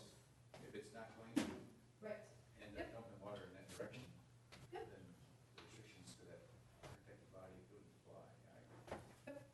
and that's also addressed at multiple levels of government too. It's just not the city regarding which way the stormwater is gonna run. Watershed districts, DNR, yep, or. no, I think that was a great example to Yeah. include, but I just wanna make sure we're balancing, so I have that note to try, we get the fun of trying to figure out how to. I wasn't Write that in. suggesting you shouldn't do it, I'm just suggesting you consider that part of it. Yep, nope, I agree. Let's see. Shore recreation facilities, that would be something new, and this, shore recreation facilities comes into play as something we should be considering as particularly in regards to those controlled access lots that we talked about. And as regards to, if we look at commercial uses along lakes. So those definitions we'll revisit when we talk about those sections. Significant historic site, that's a new definition that wasn't in your code previously. Like Archie's. I'm guessing no. That was a joke. That's what I figured. It's close to being historic. Yeah. All right, I don't know, if there's any concerns. Steep slope structure, those are things you already have. In your code, structure, sorry, steep slope is something you already have, as it's defined. Structure, there is a different definition that you have than what they have. I'm assuming this might go building code related. That there might be something different. Seems like it'd be good to understand the context, and if the building code definition applies, then stay consistent with it. Mm-hmm. Is that one you had highlighted? Yes. I think you were reading what you had. Yeah, I was actually.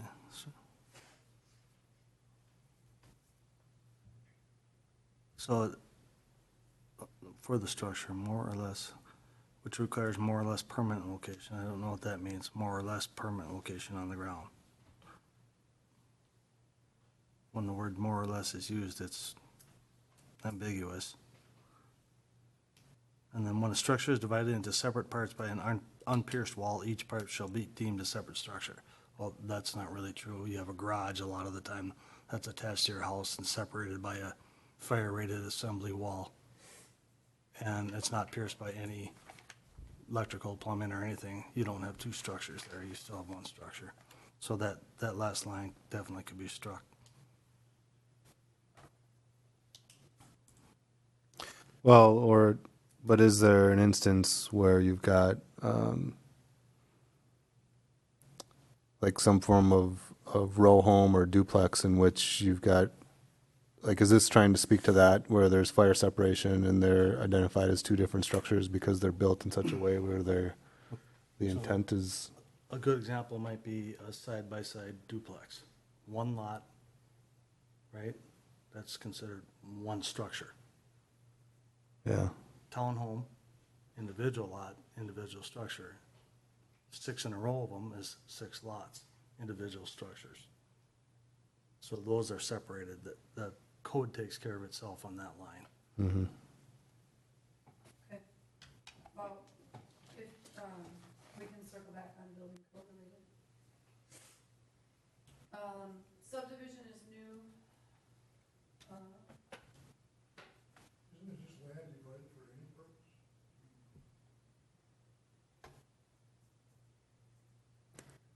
We can check if subdivision is defined in our subdivision ordinance as well. I will double check that. Mike, I don't know why they did it. My guess is that people were arguing that communities were not subdivisions or something. Like, I would guess this definition came about from, in reaction to something. Mm-hmm. We will check. Yes, I agree with you. News. Just 'cause you got Land divided for any purpose. Suitability analysis. This is the tiering. I'm assuming you're familiar with that, given complex. Yeah. Or not. I don't know. There is the tiering suitability analysis, and that's determining whether or not something is appropriate for the use and or if you have enough density. So this is a new definition. Sorry, Rita, for that tiering analysis, does that only apply to PUDs, or is that anything? I don't believe that there's anything in our current, there is? I don't know. Oh. I haven't read it. Yeah. So I'm guessing that In they, the PUD section, not in the shoreline section. It's one of those weird quirks where it talks about that more. I take that back. It talks about it in the PUD section, okay. but it is something that's So I'm just saying they might not be familiar with Got it. what the tiering is. We might need So to we will spend go some back. So good this time is on that. part of that larger discussion. I feel like in my head I can picture Ben sharing an overview. It's and how- much easier and with how it would apply. illustrations. Yeah, Yeah. but I don't remember it well enough to specifics, but I feel like he was either introducing because it was something that we're going to consider, or maybe some experience he had elsewhere that he was considering bringing to the city. We'll get into it next time, so I have a note that we'll go back to this at that point. A variance, you currently have a definition, they suggest just going back to Minnesota statute to define a variance.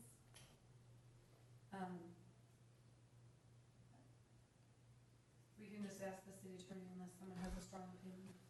Definitely a statute. It's such a point of contention on any piece of property in the last 10 years that using the statute language, because they refined it recently, so Right. I feel strong personally that the statute was going to be the best for future use on that. Okay. Water-oriented accessory structure or facility, this is what you currently had. Yep, but, they have suggested adding that boathouses and boat storage structures are different, and that they're not water-oriented accessory structures. So I will relate this to the boathouse definition and make sure they're consistent. So it's interesting that we talk about watercraft and watercraft equipment storage, but somehow that's differentiated from boats, boathouses, and boat equipment storage. Yeah. And the generality of saying a small above-ground building. These are kind of wide open, they're not closed at least to what we're building. I don't know what a small building is. My garage isn't big enough and it's 1,000 square feet. It's small. You know what I mean? It's a generalization. Where our underlying zoning will probably cover. It does, it just makes me wonder if you do put small in there. Within the ordinance language later, at least the city's current shoreland ordinance, it's restricted to 250 square feet in maximum area. Has to be 10 feet setback from the water. There is a provision in that in that section that might be more applicable to definitions. Maybe Rita, you can, that sewer and water facilities are not allowed within sewer service and water service, excuse me. Which I don't really know how you can have a sauna in there, looking at that, but. I don't know if you're on that point yet, but that's something that's always seemed contradictory or counterproductive to me too. I think the intention of that restriction was to prevent somebody making a dwelling in that area, but having the ability to use a toilet instead of the woods or the other property next to the lake, it would seem better to have the sewer to me. Just find some other way to make it non-dwelling. I think for a lot of, at least water-oriented structures, considering within 10 feet of the water is at a significant elevation, different from your main house, that in a lot of instances, it would be difficult to get sewer service from there. And so I think intentionally to keep individual sewage systems You certainly wouldn't want to, yeah, off of the not lake. allow that closely anyway. Right. You'd basically pump it away anyway. Anyway, just something to consider. I'm sure you're doing it.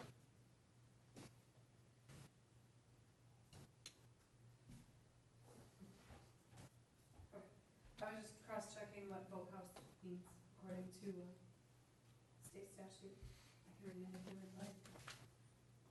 So it specifically means a structure or watercraft that is moored by spuds, cables, ropes, anchors, or chains that may be intended for habitation. Right, we have boathouses, yep. So that's the boathouse part. And boat storage structure means a structure that is used for storing boats or float planes. And they're prohibited on public waters, other than historic ones that exist prior to 1997. So the DNR just flat out disallows it, is that what you're saying?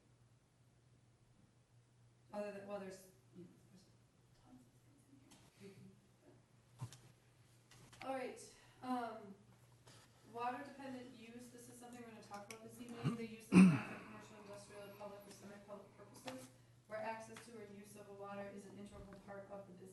marinas, resorts, restaurants, examples of commercial uses. So when we get to that section, if we continue to include that, then we'll need a definition for that. And since we're gonna talk about it tonight, I'm gonna defer till then. Wetlands as defined by Minnesota rules. That takes us to the end of definition.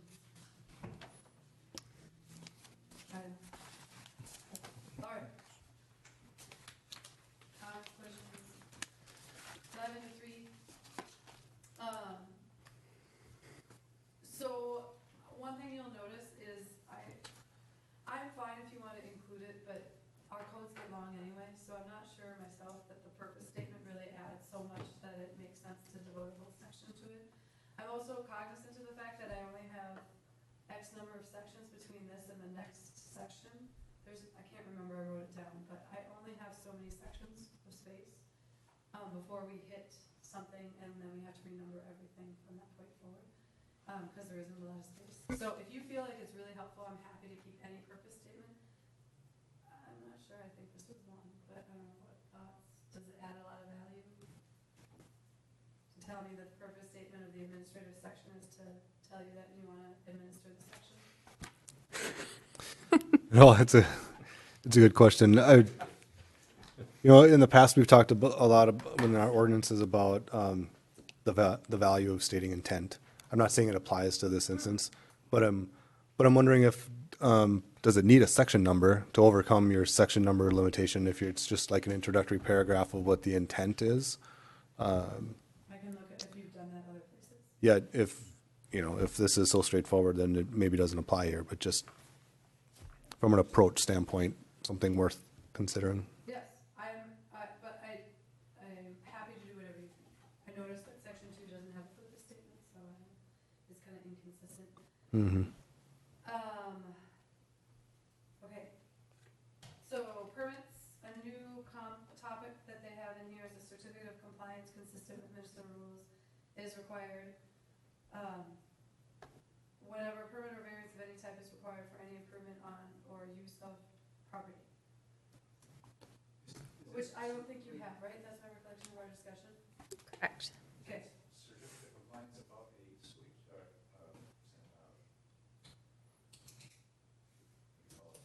The individual sewage systems. individual sewage system. That is kind of where the reference is going. It doesn't mean to apply to anything else than that. I don't know what else you could get a certificate You of don't- compliance for. I don't believe you guys do those though. Individual sewage treatment system. Correct. Yeah, the county regulates all those. Yes. Okay. I'll But, just make a note. but the rules are set by the state Right. statute, but the county enforces them. Right. So I'm not sure that we need to include this. The whole permit section, I don't think you need to include. It's covered in so many other places. I mean, just in their standard building permits, and the underlying zoning covers that. Yes. I hear you. But if maybe you have another thought or experience No, with it. I was struggling a little bit with some of these things because it feels like they're extraneous in your case because you already have so many of these things. Mhm. Similar to application materials, that's covered someplace else. Certificate of zoning compliance, you don't do it, so it seems like that should get eliminated. Because it's asking you to do something above and beyond what you've done in the past. So, I marked those all as do we really need sections. All right, variance. This is new. In the past, you've not fully defined these sections. This is one of those areas of discussion of whether or not we want to keep doing it, or if we feel like we're covered in other areas, and we can just say we're covered in other areas, so we didn't feel like we wanted to include it. You already have to comply with Minnesota statutes, so that's already covered. And then specifically to sewage treatment systems, they do have to deal with that according to Minnesota rules. So I don't know if we want this section. It's not something we enforce as a city, so I don't know why it's in there. It's a good thing overall, but it's how can I say it without being cruel to the county? It's not something they regularly inspect or enforce per the statute. So But to. they're supposed to. Yeah, they're supposed to, correct. So, and if somebody does do your addition, whatever it is, they have to provide that certificate of compliance anyway. The county will make them do that too. So we'd be doubling up, or even to mention it, kind of ensues that we're going to, Yep, taking it. yep, take ownership. And I don't think we should. Okay. All right. Conditional uses, any other thoughts on that from concerns? So you would just reference the Minnesota statute, is what you're saying? Wouldn't come out unless Yeah. we needed it. Because it's in other places of our underlying zoning. Okay. The variances, all that. I mean, at the least, if we felt, or the DNR felt like we needed to do it, we could certainly say, you know, variances will be evaluated per the other section of the code, and just leave it at that. So it's in there. We know how we're gonna do them. Conditional uses, this also is new. The one, I don't have an issue with any of these statements, other than to make sure that you recognize that in including this statement, then we're putting another level of things that we want to make sure to be evaluating when we're evaluating conditional uses. You know, this is kind of as you're evaluating something, you need to say, well, are we doing these things? Rita has a question to this, and, you know, this might be a discussion for next time. Do we have uses within the shoreland ordinance that are conditional only within the shoreland? And then do these conditional uses, the application of them, does that apply only to those that are conditional to the shoreland?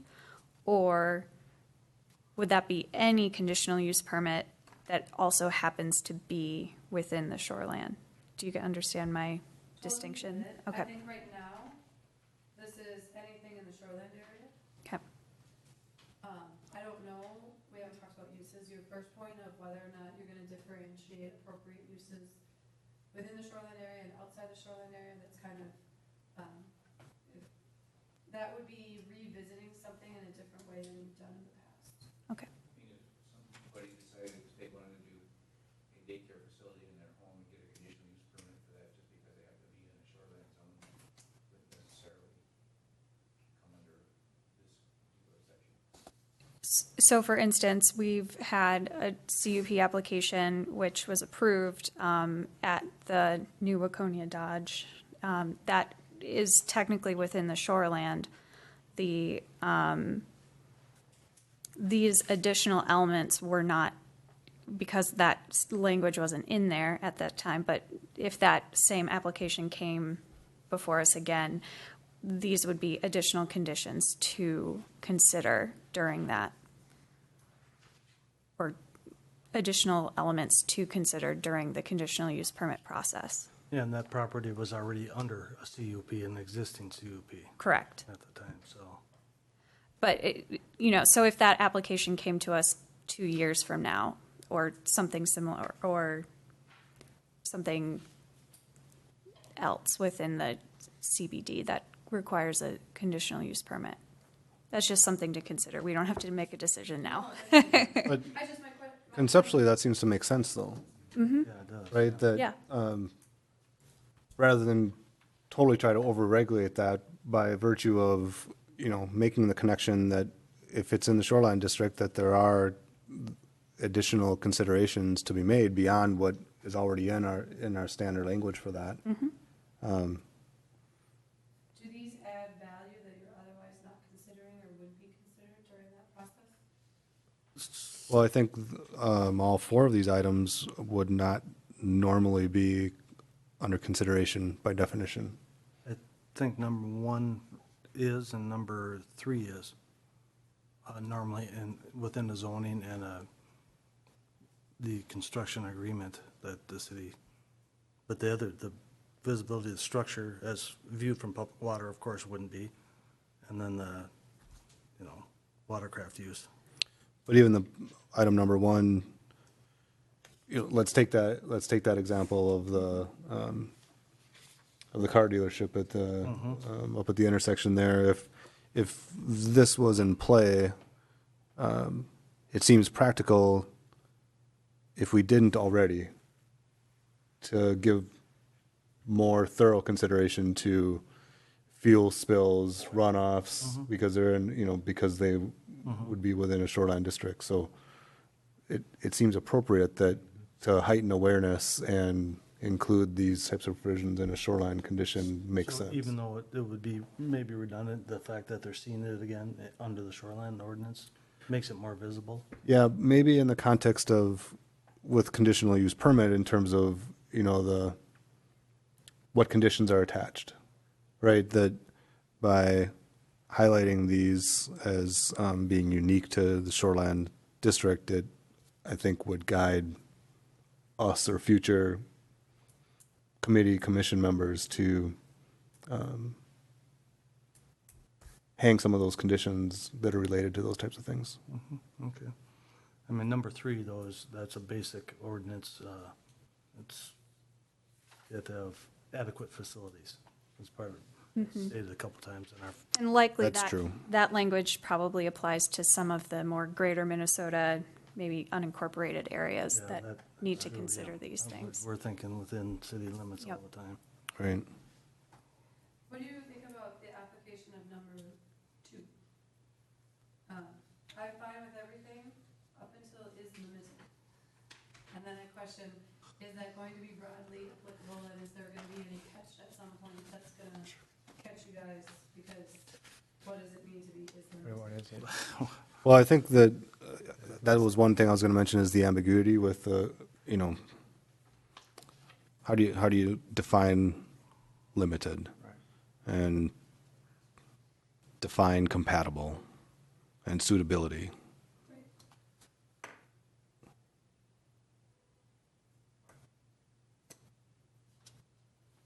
Alright, so we don't have to decide this today. I think this is something to come back to as we talk about conditional uses. I'm just writing a note about this sewage treatment center. It does seem like, since these aren't actually restricted, they're just consideration. Again, I think maybe the key is that it's just pointing out things that you might want to take a look at and see if there's alternatives that better suit the location from a shoreline perspective. Yeah, it's sort of serving as a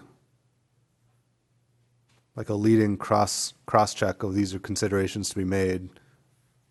Because in the case of a conditional use, it's all about it's deviating from the norm, but it's still acceptable. But there might be conditions that are unique that you associate with that approval, right? So this is sort of leading the discussion in some way of aspects that are unique to a shoreland consideration. I'll come back to it. One of my questions that I wrote down was, is there a way of making these more like considerations, like you said, and less like standards? Because they kind of are worded like standards. Yeah. Is limited ever preventing, and is it more about helping you say that, yes, we've evaluated these things? Yeah, and like in the past, in situations like this, we've wanted to avoid a checklist. In some way, someone coming say, well, you have to approve my conditional use because I check 1, 2, 3, 4. How can you, when it's really not about that? It's, We kind of do have a checklist for CUPs attached. They always have to meet the 4 conditions we set forth with our CUP ordinance. Those 4 that are always listed. Is it a benefit to the public? Does it meet, So that sets our checklist right there. These are just attachments or ideas for conditions for the CUP, I think. So how they're worded, I don't know if that's gonna really matter, because they're gonna have to hit those 4 bullet points that we already have attached to our CUP. When we have a CUP. Well, let's talk about the next one, because I had a similar question about the next section, mitigation.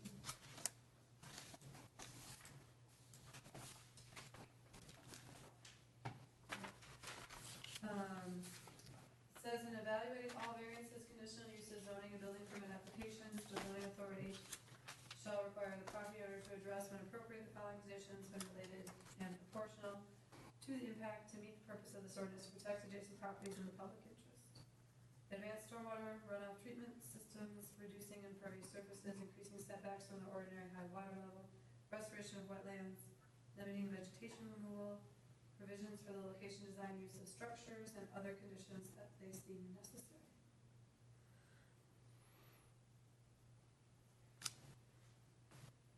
So this is adding another layer of standards. Yeah, but we're not necessarily suggesting that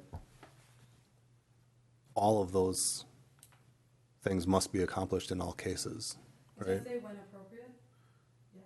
Right. So it's sort of like, may include but not be limited to, Yeah, right? right. And what is require the property owner to address is that they have to provide that information. There's shall, first of all. I guess I'm nervous about it, Yeah. given what you guys have, so I'm trying to figure out how do we balance those things. First it says you shall require them to address when appropriate. I don't know how you decide when you have to, when you don't have to. And if they meet the code, they meet the 25%, are you still requiring them to do things to go under 25%? Is that what that section is saying?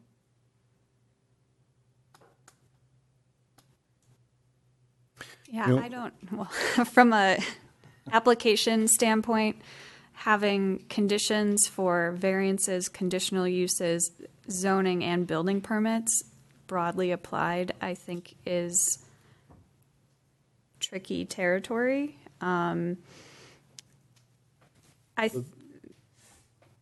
I think if they're not meeting the impervious surface or the stormwater runoff management as regulated by our, I assume that's the watershed district. Or if they're not meeting the setbacks, then, I don't quite understand this language other than to put more pressure on, I don't know, I don't like the way it's, Well, it it makes me nervous. It's two separate things, because your zoning and your building permit applications are set items where Right. conditional use and variance are the exceptions to those two things. If someone Can be. by zoning right could do something, if they're meeting all your ordinances, to have your staff say, no, you shall comply with reducing even more impervious surface, or, like, to add conditions to a zoning permit or a building permit is not That's, good policy in my that's probably opinion. not legal either. So that's, Is that- that's why you have those regulations and ordinances in place for zoning and building. And that's why you have a conditional use permit, is you can add conditions Cause- as needed to. Correct, so, So one way I could possibly see, dealing with this is, these certainly could be considerations of things that could be thought about or evaluated similar to, it's a little bit different than this, but maybe that's one of those listings that happens. Well, that seems what it's attempting to do is sort of lead the discussion that these are criteria that have value when evaluating whether, Right. what items to consider or additional requirements or what to negotiate, These following items as part of the project. right? So as an example of if there's a variance on a property of an existing lakeshore home and they want to, I don't know, maybe extend a wall that's already within the side yard setback. It's within the shoreland, but the wall extension is towards the road and not to the lake. Maybe some considerations is with this project, they're also going to be reducing impervious surface, which is an overall benefit for the shoreland. So even though it's a variance from our setback, it actually is a overall benefit. That's something that could be considered at that point. I think the title of the section, mitigation, is what's missing everybody here. This does seem to be exactly what Laura said, is suggestions for things to be considered as an alternative improvement in a different area that benefit the shoreline. Yeah. You know what this conversation is vaguely reminding me of is, I think it was when we were talking through the PUD ordinance language. And I only mention that because I wonder if there's some introductory language, because I felt like we struggled with the same thing where we were not trying to create a checklist. We weren't trying to say if you did all these things, then you would qualify. But instead it was, a brief sentence or two that talked about the intent.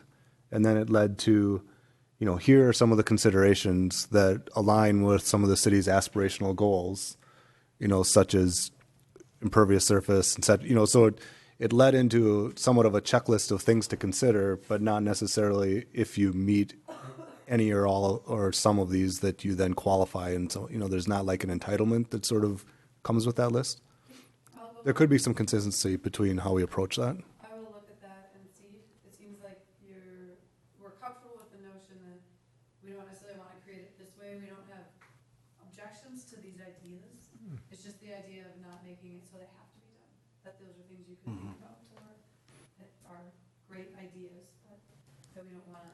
Right now, to me, the way it's worded is this is a lot of requirements, which I'm not sure we need to add above and beyond what else we require in the city. So the one aspect that I do appreciate about, I think we're heading in the right direction, but when you start including these types of considerations, that either when you're dealing with an individual homeowner who may not be educated on, what's important in the shoreline, what should I be thinking about, it sort of preps them to understand expectations. But I also appreciate the education from the, commissioner standpoint, that as these things come before us, having some of these things front and center, that, here's some consensus that is there as a resource to understand what other types of things that we should be pushing and pulling on to guide a good outcome for all. But how you word it, not being prescriptive, wording matters. That's why we do these discussions. That's right. You'll wordsmith some more too. All right, the next section is on nonconformities. You had a nonconformity section existing, but this language that I underlined would be new. I think there is some value of referencing back to state statute because they have changed that from time to time. One thing that's always a little confusing about nonconformities is that there's nonconforming uses and there's nonconforming structures. And those are two different things, and what you can do are two different things. The A and B below come directly from your section 109-234, not that you need to know where that was, but that's where it came from. And then you actually had additions and expansions to nonconforming structures was the next section, and that's the two below. So I combined those into this one section, one area called nonconformity. So one is talking about use relatively, use of nonconforming lots of record, and then the other one is about structures. So I don't have the history. I'll admit for A and B. The reason I highlighted B is one of the things that the DNR did highlight way back when as something they were kind of concerned about, and I think they really wanted to just understand how many this applied to before they, but that was back in 1998, so that was a lot sooner. I'm not sure if they'll have the same concern or not, but we have to be aware that they were concerned about how much this affected them. How do, like say, recently approved PUDs that may not be in full compliance with this section, how does that apply here? Well, we'll have to figure out how to word it. The one thing that makes me feel okay is that the DNR had to bless everything, since you don't have a compliant code. They've had to bless everything up until this point. Until we get a new one in place, they've said everything's fine. So we just have to figure out what wording it is that allows all of those to continue as they were originally established. So Is it reasonable? Different because you actually have had the DNR participate in everything.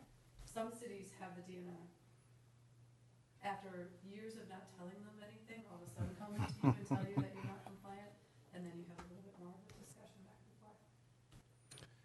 Yeah. So they would be legally established nonconformities, because they were approved by the DNR at that time. I So, don't think they'll be right. non-conforming, It would be okay. They wouldn't call them that because, yeah, I suppose they approved them They at that approved time, them. yeah. I'm thinking about avoiding a scenario where, let's say 5 years ago, we approved a PUD and, you know, it met all those requirements at the time and that's all connected to it. But now we adopt a new code and any sort of improvements, you know, avoiding having to now come into compliance based on additional improvements or additions that are done, you know, because now they don't Yeah, I comply. see what you're saying. So, So the biggest example of that is that within almost all of our PUDs, every one of them has a different impervious surface standard. Almost all of them are above 25%, which is the DNR's shoreland recommended impervious surface. But with the idea being that as the PUD itself was platted, that the overall likely met that 25%, then the individual lots would meet the impervious surface limited on each of the individual lots. Of the either 35% or 60% or whatever was established at the time of the PUD. So the individual structure may possibly not meet it per lot size, but the overall PUD as approved. Right. And so that's the type of language that we want to make sure we add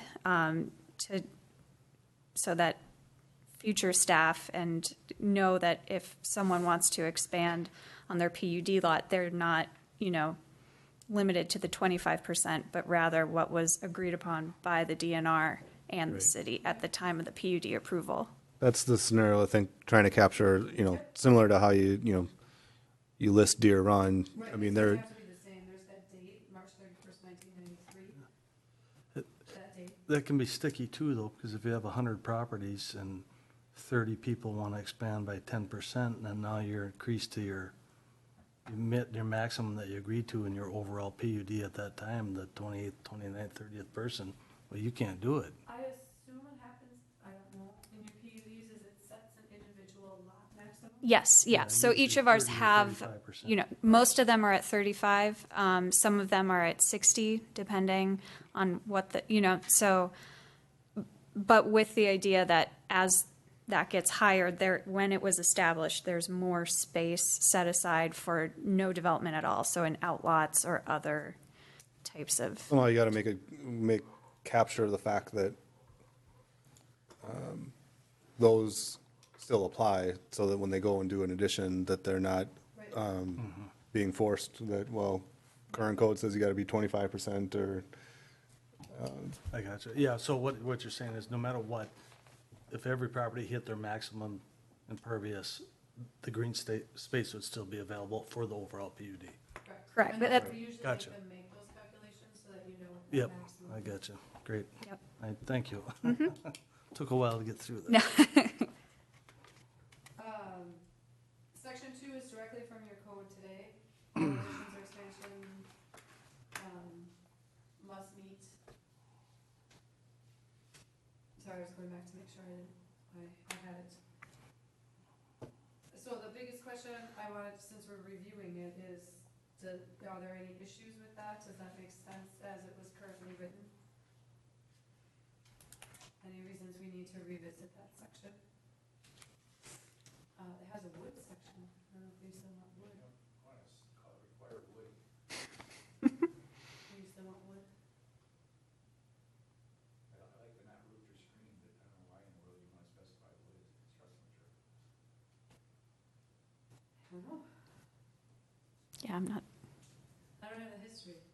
It shows you how old this is, that's why. That's what it's doing. It's dating itself, yeah. All right, any other concerns about that, or should we leave it as it was?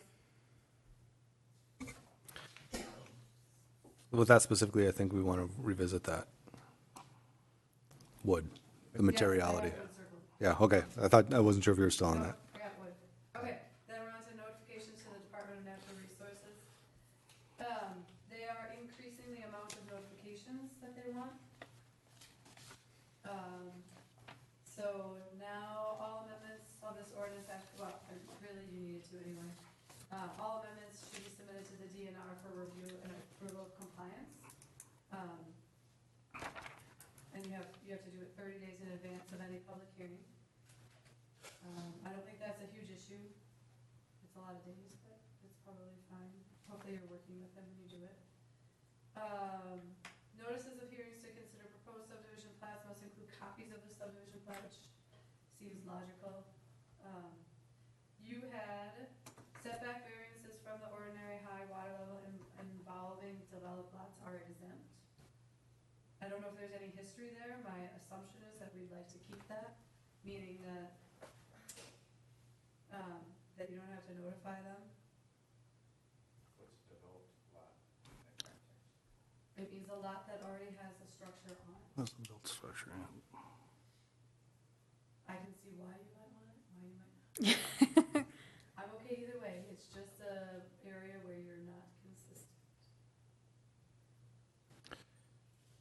There's several instances here that's talking about requests and, sending requests. Is there a chance of any ambiguity in terms of who should be making those requests? Like, could the public perceive that they need to be sending their requests and sending things to the commissioner? Or am I reading too much into that? I guess this is all under an administration section, so it's implied that it's actually the city that's doing the requesting. Right. No, we can clarify that. I guess I hadn't caught I mean, on. to print it in there wouldn't be bad, but under the statutory authorization, the city is charged, the responsibility is hereby recognized by the city of Victoria. But to say it again, it certainly wouldn't hurt. Yeah, I mean, even if it's in the title of, notifications to the department, to the DNR by whatever, however you want to define the city. Put it in the title, notifications. By the city. I think I'll probably put it in 4 and 5, but that's fine. I will make that change. I can see where there could be confusion. I don't think they would entertain a request from anybody else, but Right. I get how we don't want people to think they can do that. Or to waste the time doing it, or Right. create confusion, or,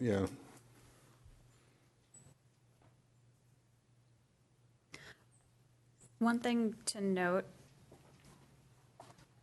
would be, as we update this language, to recommend changing language within our general administration section of the zoning ordinance so that notification to the DNR or to the commissioner, in particular around variances, ordinance amendments, and conditional uses, that at least references this section, because I think that has been overlooked in the past.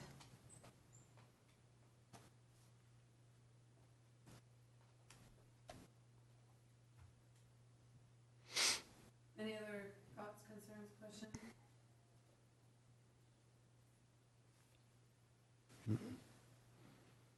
All right.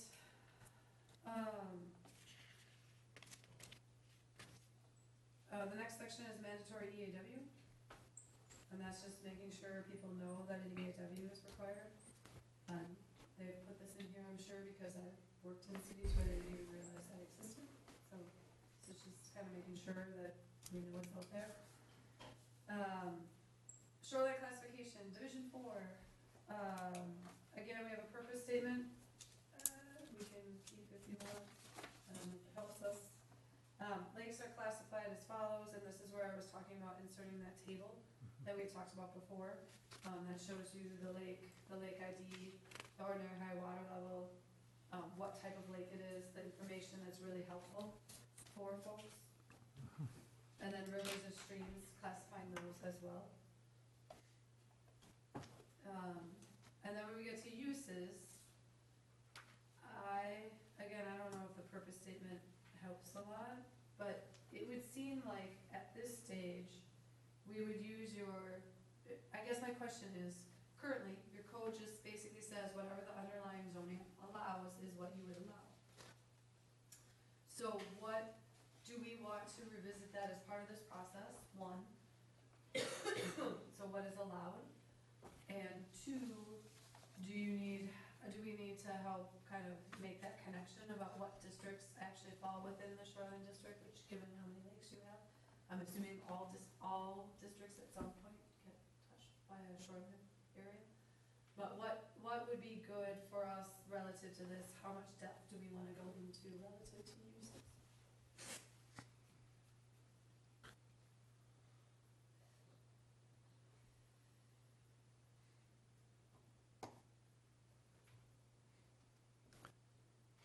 Based on your experience elsewhere, is it fairly typical to deviate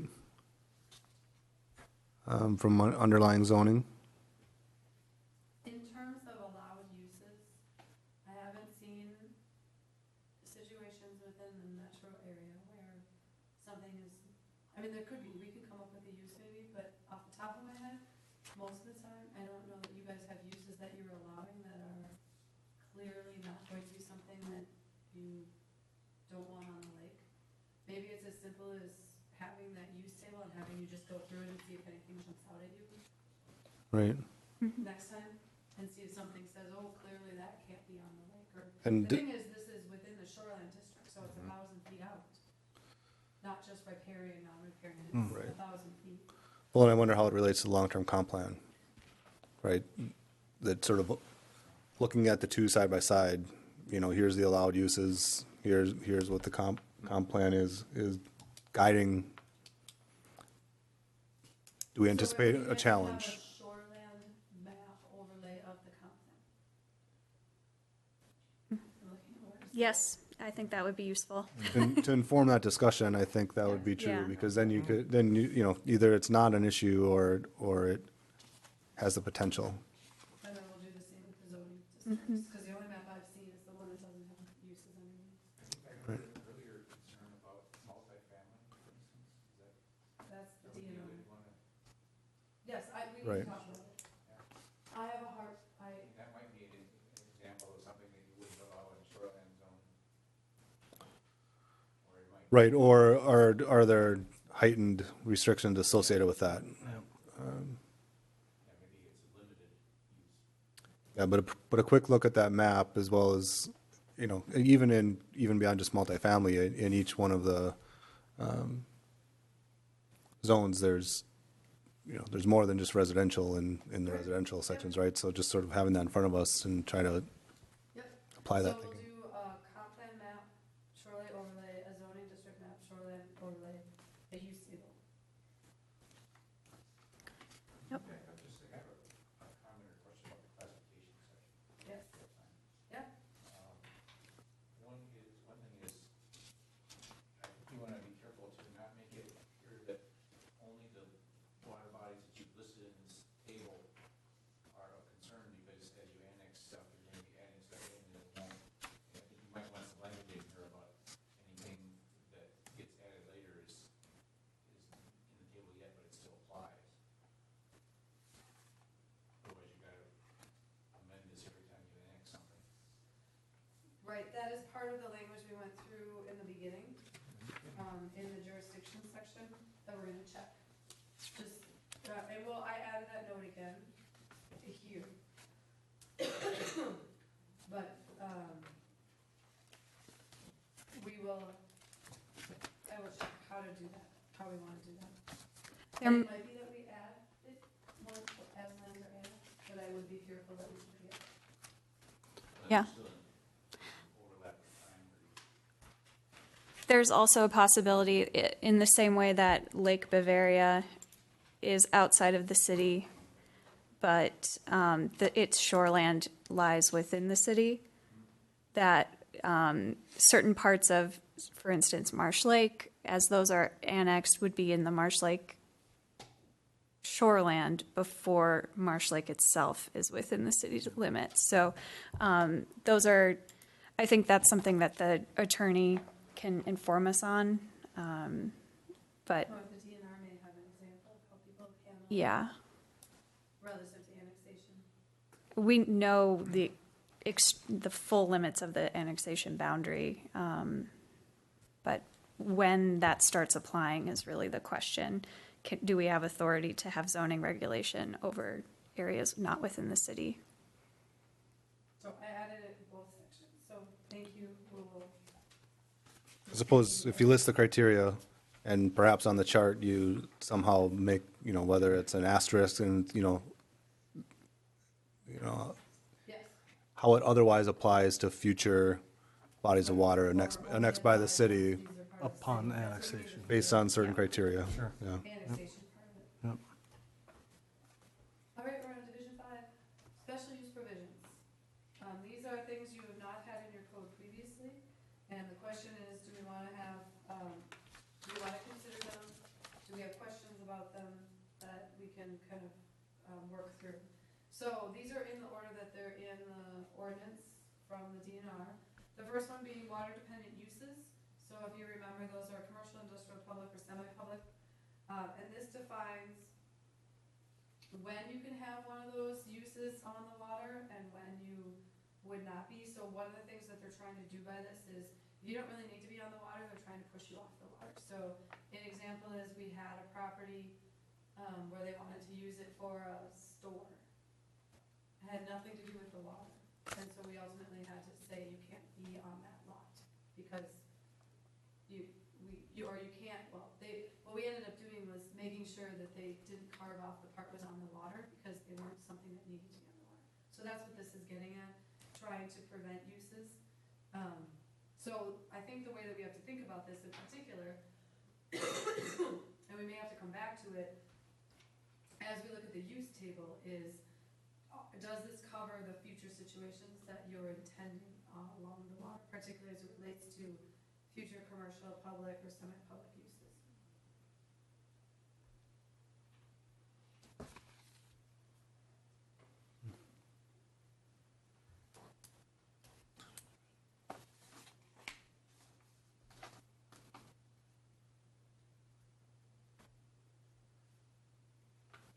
Yes.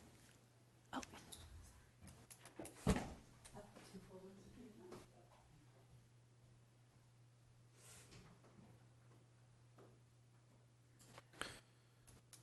So I'm not sure if this is answering your question or not, but as I read through those, they seem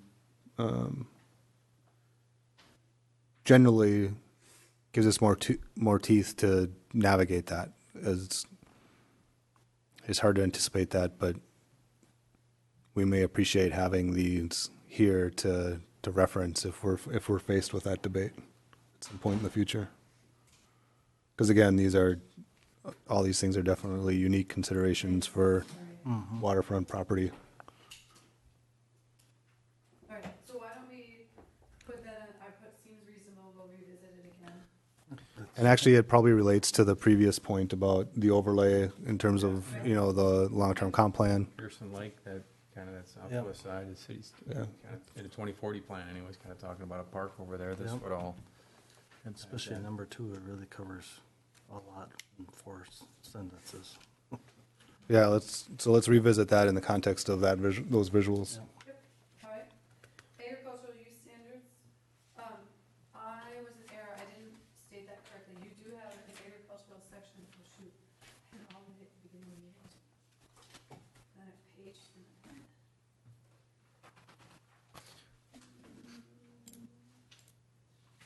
All right, where to go?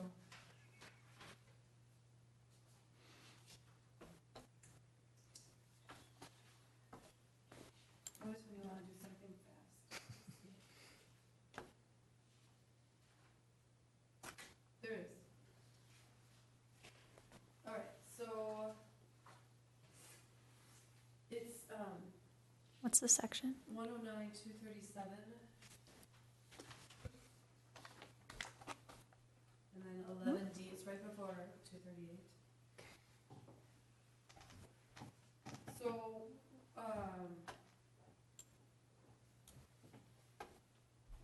this section is, the buffer section is similar to what you have for your agricultural use standard, but it's slightly different. In particular, you have added, in yours, property within said area shall have a filter strip which may be a relatively uniform grass area or grass waterway. And then property not in compliance shall have a required filter strip by June 15th of 1997. So obviously that was a very specific change someplace that you were addressing. So it seems like based on this, and your future, we probably need to continue to have this section.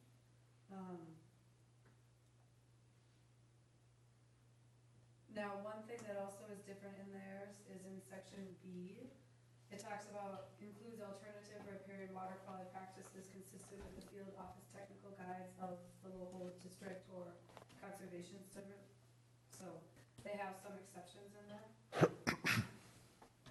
But otherwise, I assume we're gonna continue to have this in there.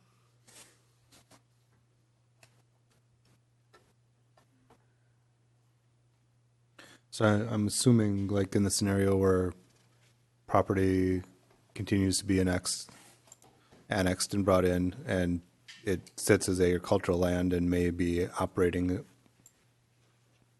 until such time it's sold and developed, that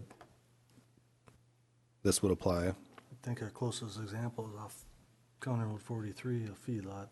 On the north side of that would be our closest thing to any water body right now. An existing feedlot. And it says it can't expand or encroach any further than it is, so. Do you have one that might come in? I think it might be just out of the 1,000-foot reach of that. Okay. Are you talking It's right about, up here. Hess Farm? Yeah, the Hess Farm. Oh, I bet you. North side of that's in- 43. That's within 1,000 feet, I'd say. Yeah, so if this is. Well, it's considered- in 1,000 feet of that first little. Correct. So what do you know, there's, Wasserman has a, I'm gonna call it a bay for lack of a better word on the west side. But they're definitely connected. Okay. yeah, the Wasserman one? Yeah. And he is well within 1,000 feet Yeah. of that. Okay, so To the that would west be one. good to keep. Isn't there some on Pearson? I thought there was some over I on don't the west remember if side. there There was might not or- be a feedlot though. But I know, I mean, there's, Ag there, I don't think it's a feedlot. no, Yeah, ag, but no, just I don't think ag. it's feedlot. Okay, so it sounds to me like we should include the feedlots as well. Forest management standards?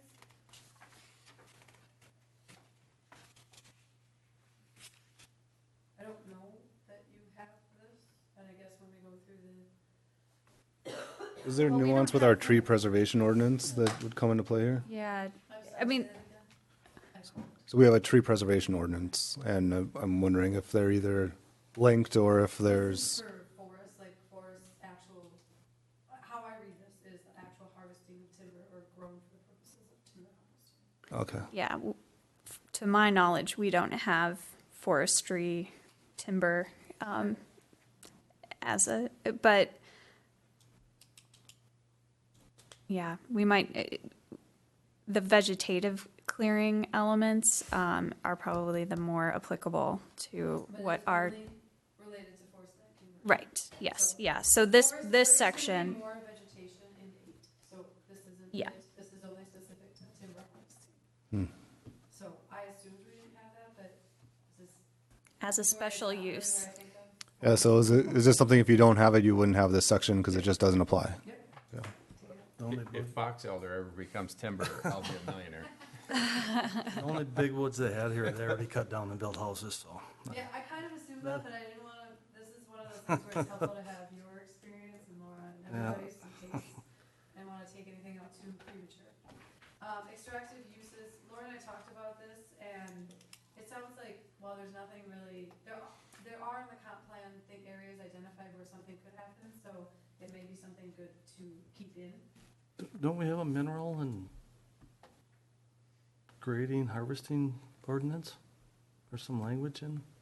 It's possible. I am not, I think we do somewhere. I think Do you I've have read another it before. ordinance in place? Okay, grading, harvesting, I will look for it. Do you remember that? It's not ringing a bell. Alright. I work with two different sets of. Are you talking about like ordinances, some so- like land rights kind of thing? I will look to see, I'll just Okay. search for, but that's another element within the comp plan that we can kind of, yeah, I think. Yeah, coordinate so with. There's land coming up that could apply to this. It may not be attractive now, but But- in the comp plan, I know we identify areas. There might be, that doesn't always mean in every community you'll ever do it. Right. Some communities, you identify and you're like, we're never gonna do And a lot of times it's only found upon development, and then they do the extractive work and then develop, so. Right. So if that is a possibility, it would make sense if you read these quickly to have, you know, you do want to be concerned about these relative to the lake. So I don't think they're a bad aspect to continue. All right, so lots of discussion, lots of great input tonight. Thank you for your patience and time on it. So just to circle back. So what we covered was kind of the introductory sections of the code, and I hope you feel like it's valuable, because it's valuable for me to hear some of this history and gives Laura and I some perspective. The next sections that we're gonna talk about are the dimensional and general performance standards for public and private facilities, vegetation and land alterations, and subdividing and platting. Given the fact that we need to talk about uses, I'm not sure if we're gonna get through all of those. We might have to spread it out a little bit more, because 3 hours, I don't wanna overdo it every time. It's my So bedtime, hopefully you're okay with me. Methodical but not overwhelming. right? Because these are important discussions, and we need to circle back a few times on it. Is there any concerns that you have about what we did, or kind of what approach we're looking at? From my I don't- perspective. Not that I can think of, I mean, Well, if you think of anything, let Laura know. We don't have a specific time frame in mind. I think we'll go back and regroup, and also the involvement of the new community development director, and kind of decide how that looks on timeframe, or how we kind of break things up. But we'll try and have at least an update for you at your next meeting on what we're gonna do and kind of the schedule, so you know that we're continuing to move forward, because deadlines are good for Yes. all of us to keep it moving forward. So we will work on keeping that moving. Sounds good. Okay.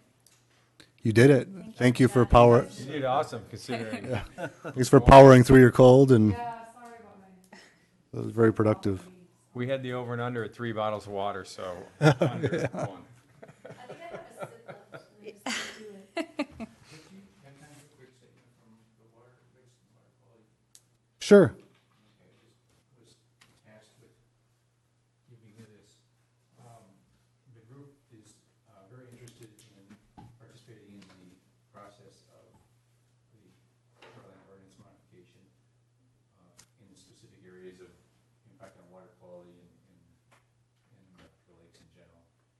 And we're hoping to stay connected with you guys as far as what's going on. We certainly don't have any expectation that we'll be drafting ordinances, but I think we can provide you some things to consider and some recommendations Yeah. as the process goes on. Well, I think that's good. I think we've been supportive of that as a group, and I know we've talked about coming together, and I'm glad to see you guys join us tonight. I think that it could be interesting as our consultants and staff are thinking about the adjustments, sort of tapping your expertise, because I think your group does have some specialized expertise that you can add value. So, like, how best to sort of integrate that in our communications, either by having you share information in advance that gets incorporated in some of the staff report, or allowing you guys to prepare in a certain way to share some key elements of expertise. Just things to think about. I don't know what the answer is or the solution, but I think this is a good start. Probably ends up being some of both. Yeah. and if it's something you can get together too before these meetings where it can be included in our package, so we can say, oh, here's from our Water Quality Commission or committee, and we can, when we're looking at our package, we go, oh, that integrates here, that works here. You know, it gives us food for thought going forward too.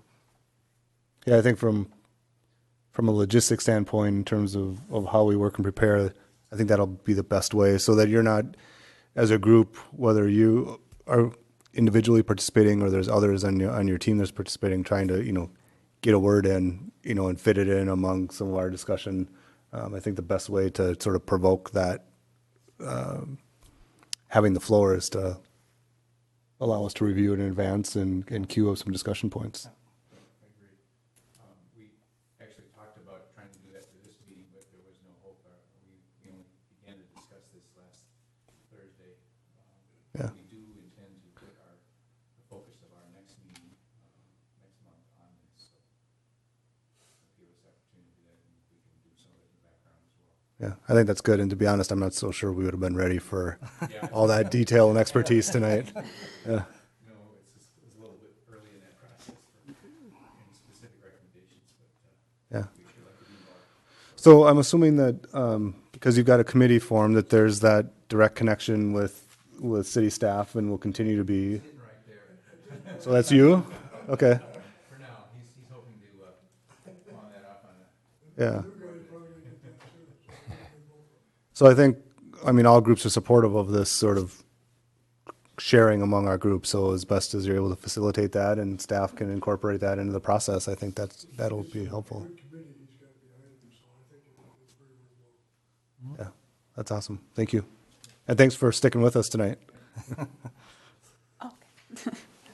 Okay, can we move on in our agenda? Is that okay? Everybody good? Next, we had council meeting updates. So 2 meetings, we've had one on May 29th and one on June 11th.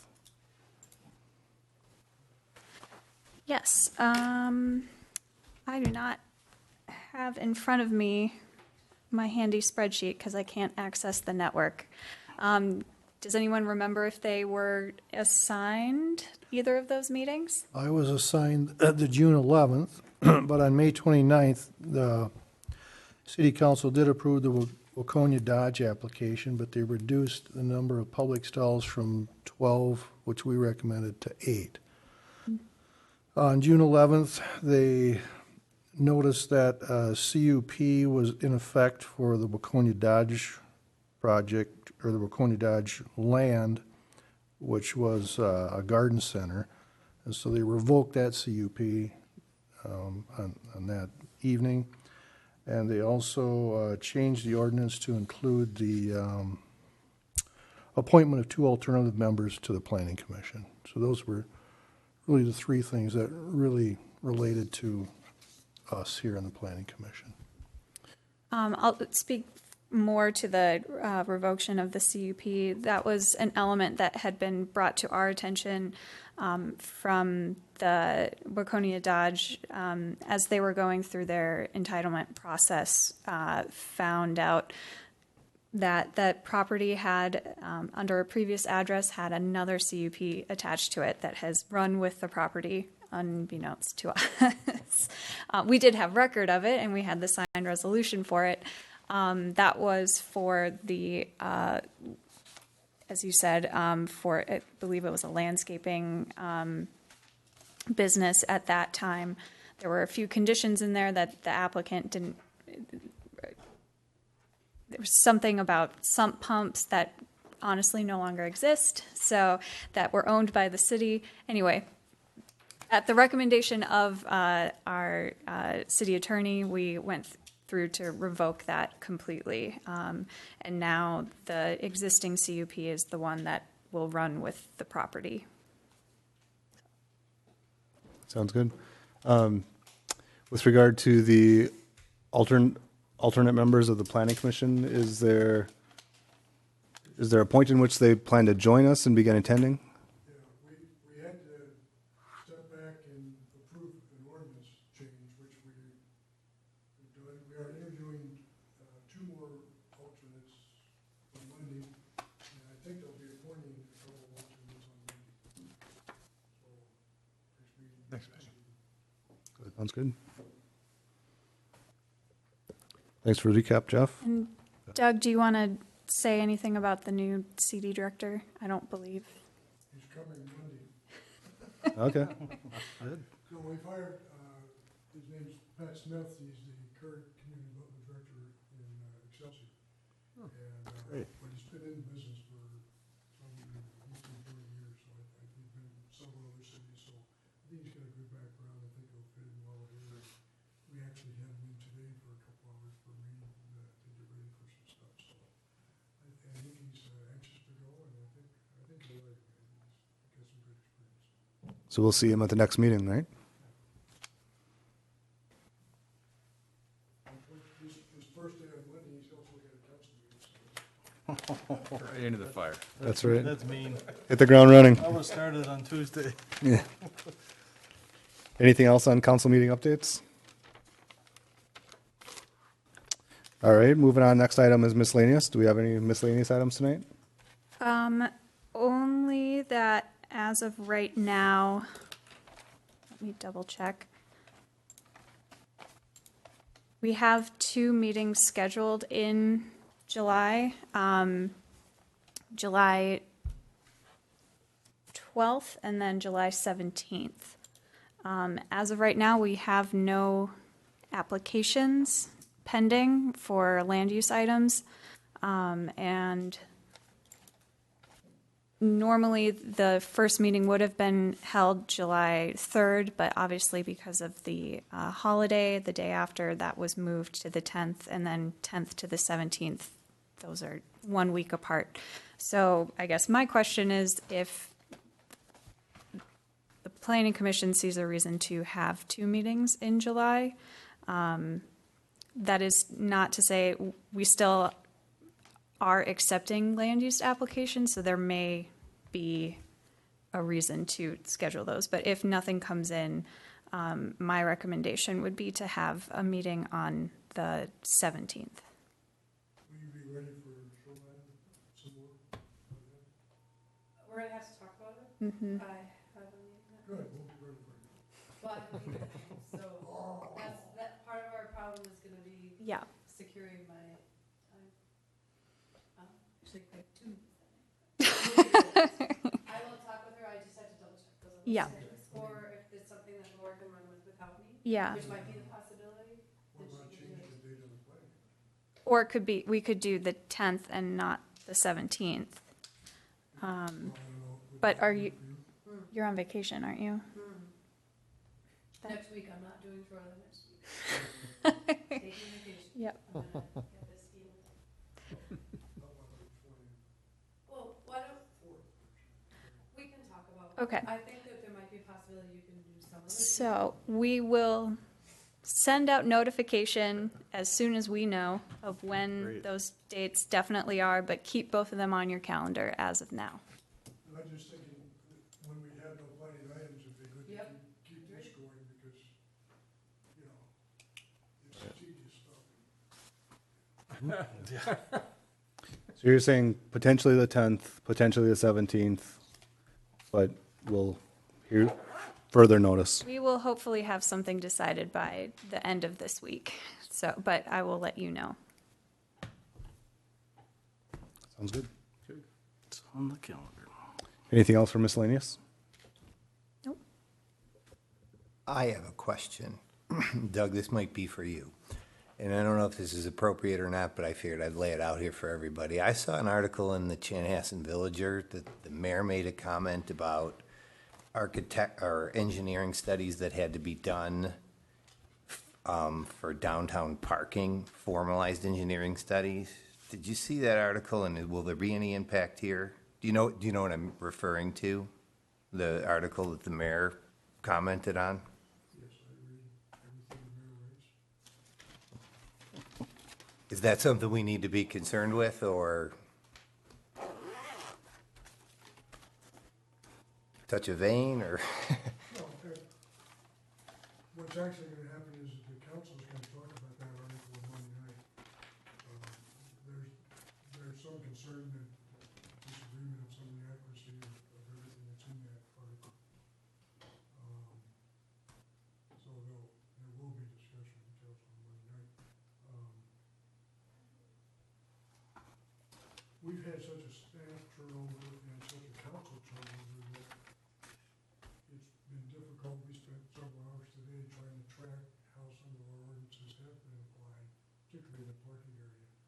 And so I think it raises questions that didn't surprise me, but I think the staff and the councils have been fairly consistent as we reviewed today. So that's about all I can say at this point. Is that helpful? Yeah, the only reason I brought it up is obviously we spend a lot of time talking about downtown development. Then ironically, we're having an ordinance discussion tonight. I wasn't sure if they fit together. So I wasn't sure what the impact would be, so that was why I thought I'd bring the question to the group. Yeah, clearly, parking in downtown and how to handle that is difficult, and we're still trying to figure out what the best way is, and certainly this body's probably gonna get back involved in that, I would guess, too, as we start changing ordinances we do. I distinctly remember 6, 7 years ago, Jeff, we had a firm that specializes in parking and this type of atmosphere, provided a study for us that they did for the uptown area. That was pretty interesting how they show used parking and making the maximum amount of parking available in a minimum area. It was quite long and exhaustive to read through, but the time and money they put into it, I think there's some good notes and hints in there that should be brought forward if someone can find all that. What, you think 6 years ago? Was it when Ben was here or Holly? Yeah, I'm not recalling. It was the firm that had done the study for the uptown area for parking when they revitalized all that along Lake Street and, There's actually There- been about, we can figure out about 3 studies of downtown parking. And, you know, I think not everybody in the council was aware of all the studies that have been done. That's what we're gonna try to get everybody up to speed. Cause you've done some good, there's been a lot of work done on it. Not that we're done, but, you know, it's, we're dealing with now, the issue of the reuse of the grocery store, and the parking requirement for that project. We spent 3 hours on today to try to figure out how that fits in and how the past parking, the shared parking concept has been, implemented. It's an ongoing process. Thank you. Anything else under miscellaneous tonight? I'll move that we adjourn. Is there a second? Second. All those in favor? Aye. Aye. Sounds unanimous, so have a good night. Asked that about a half hour ago.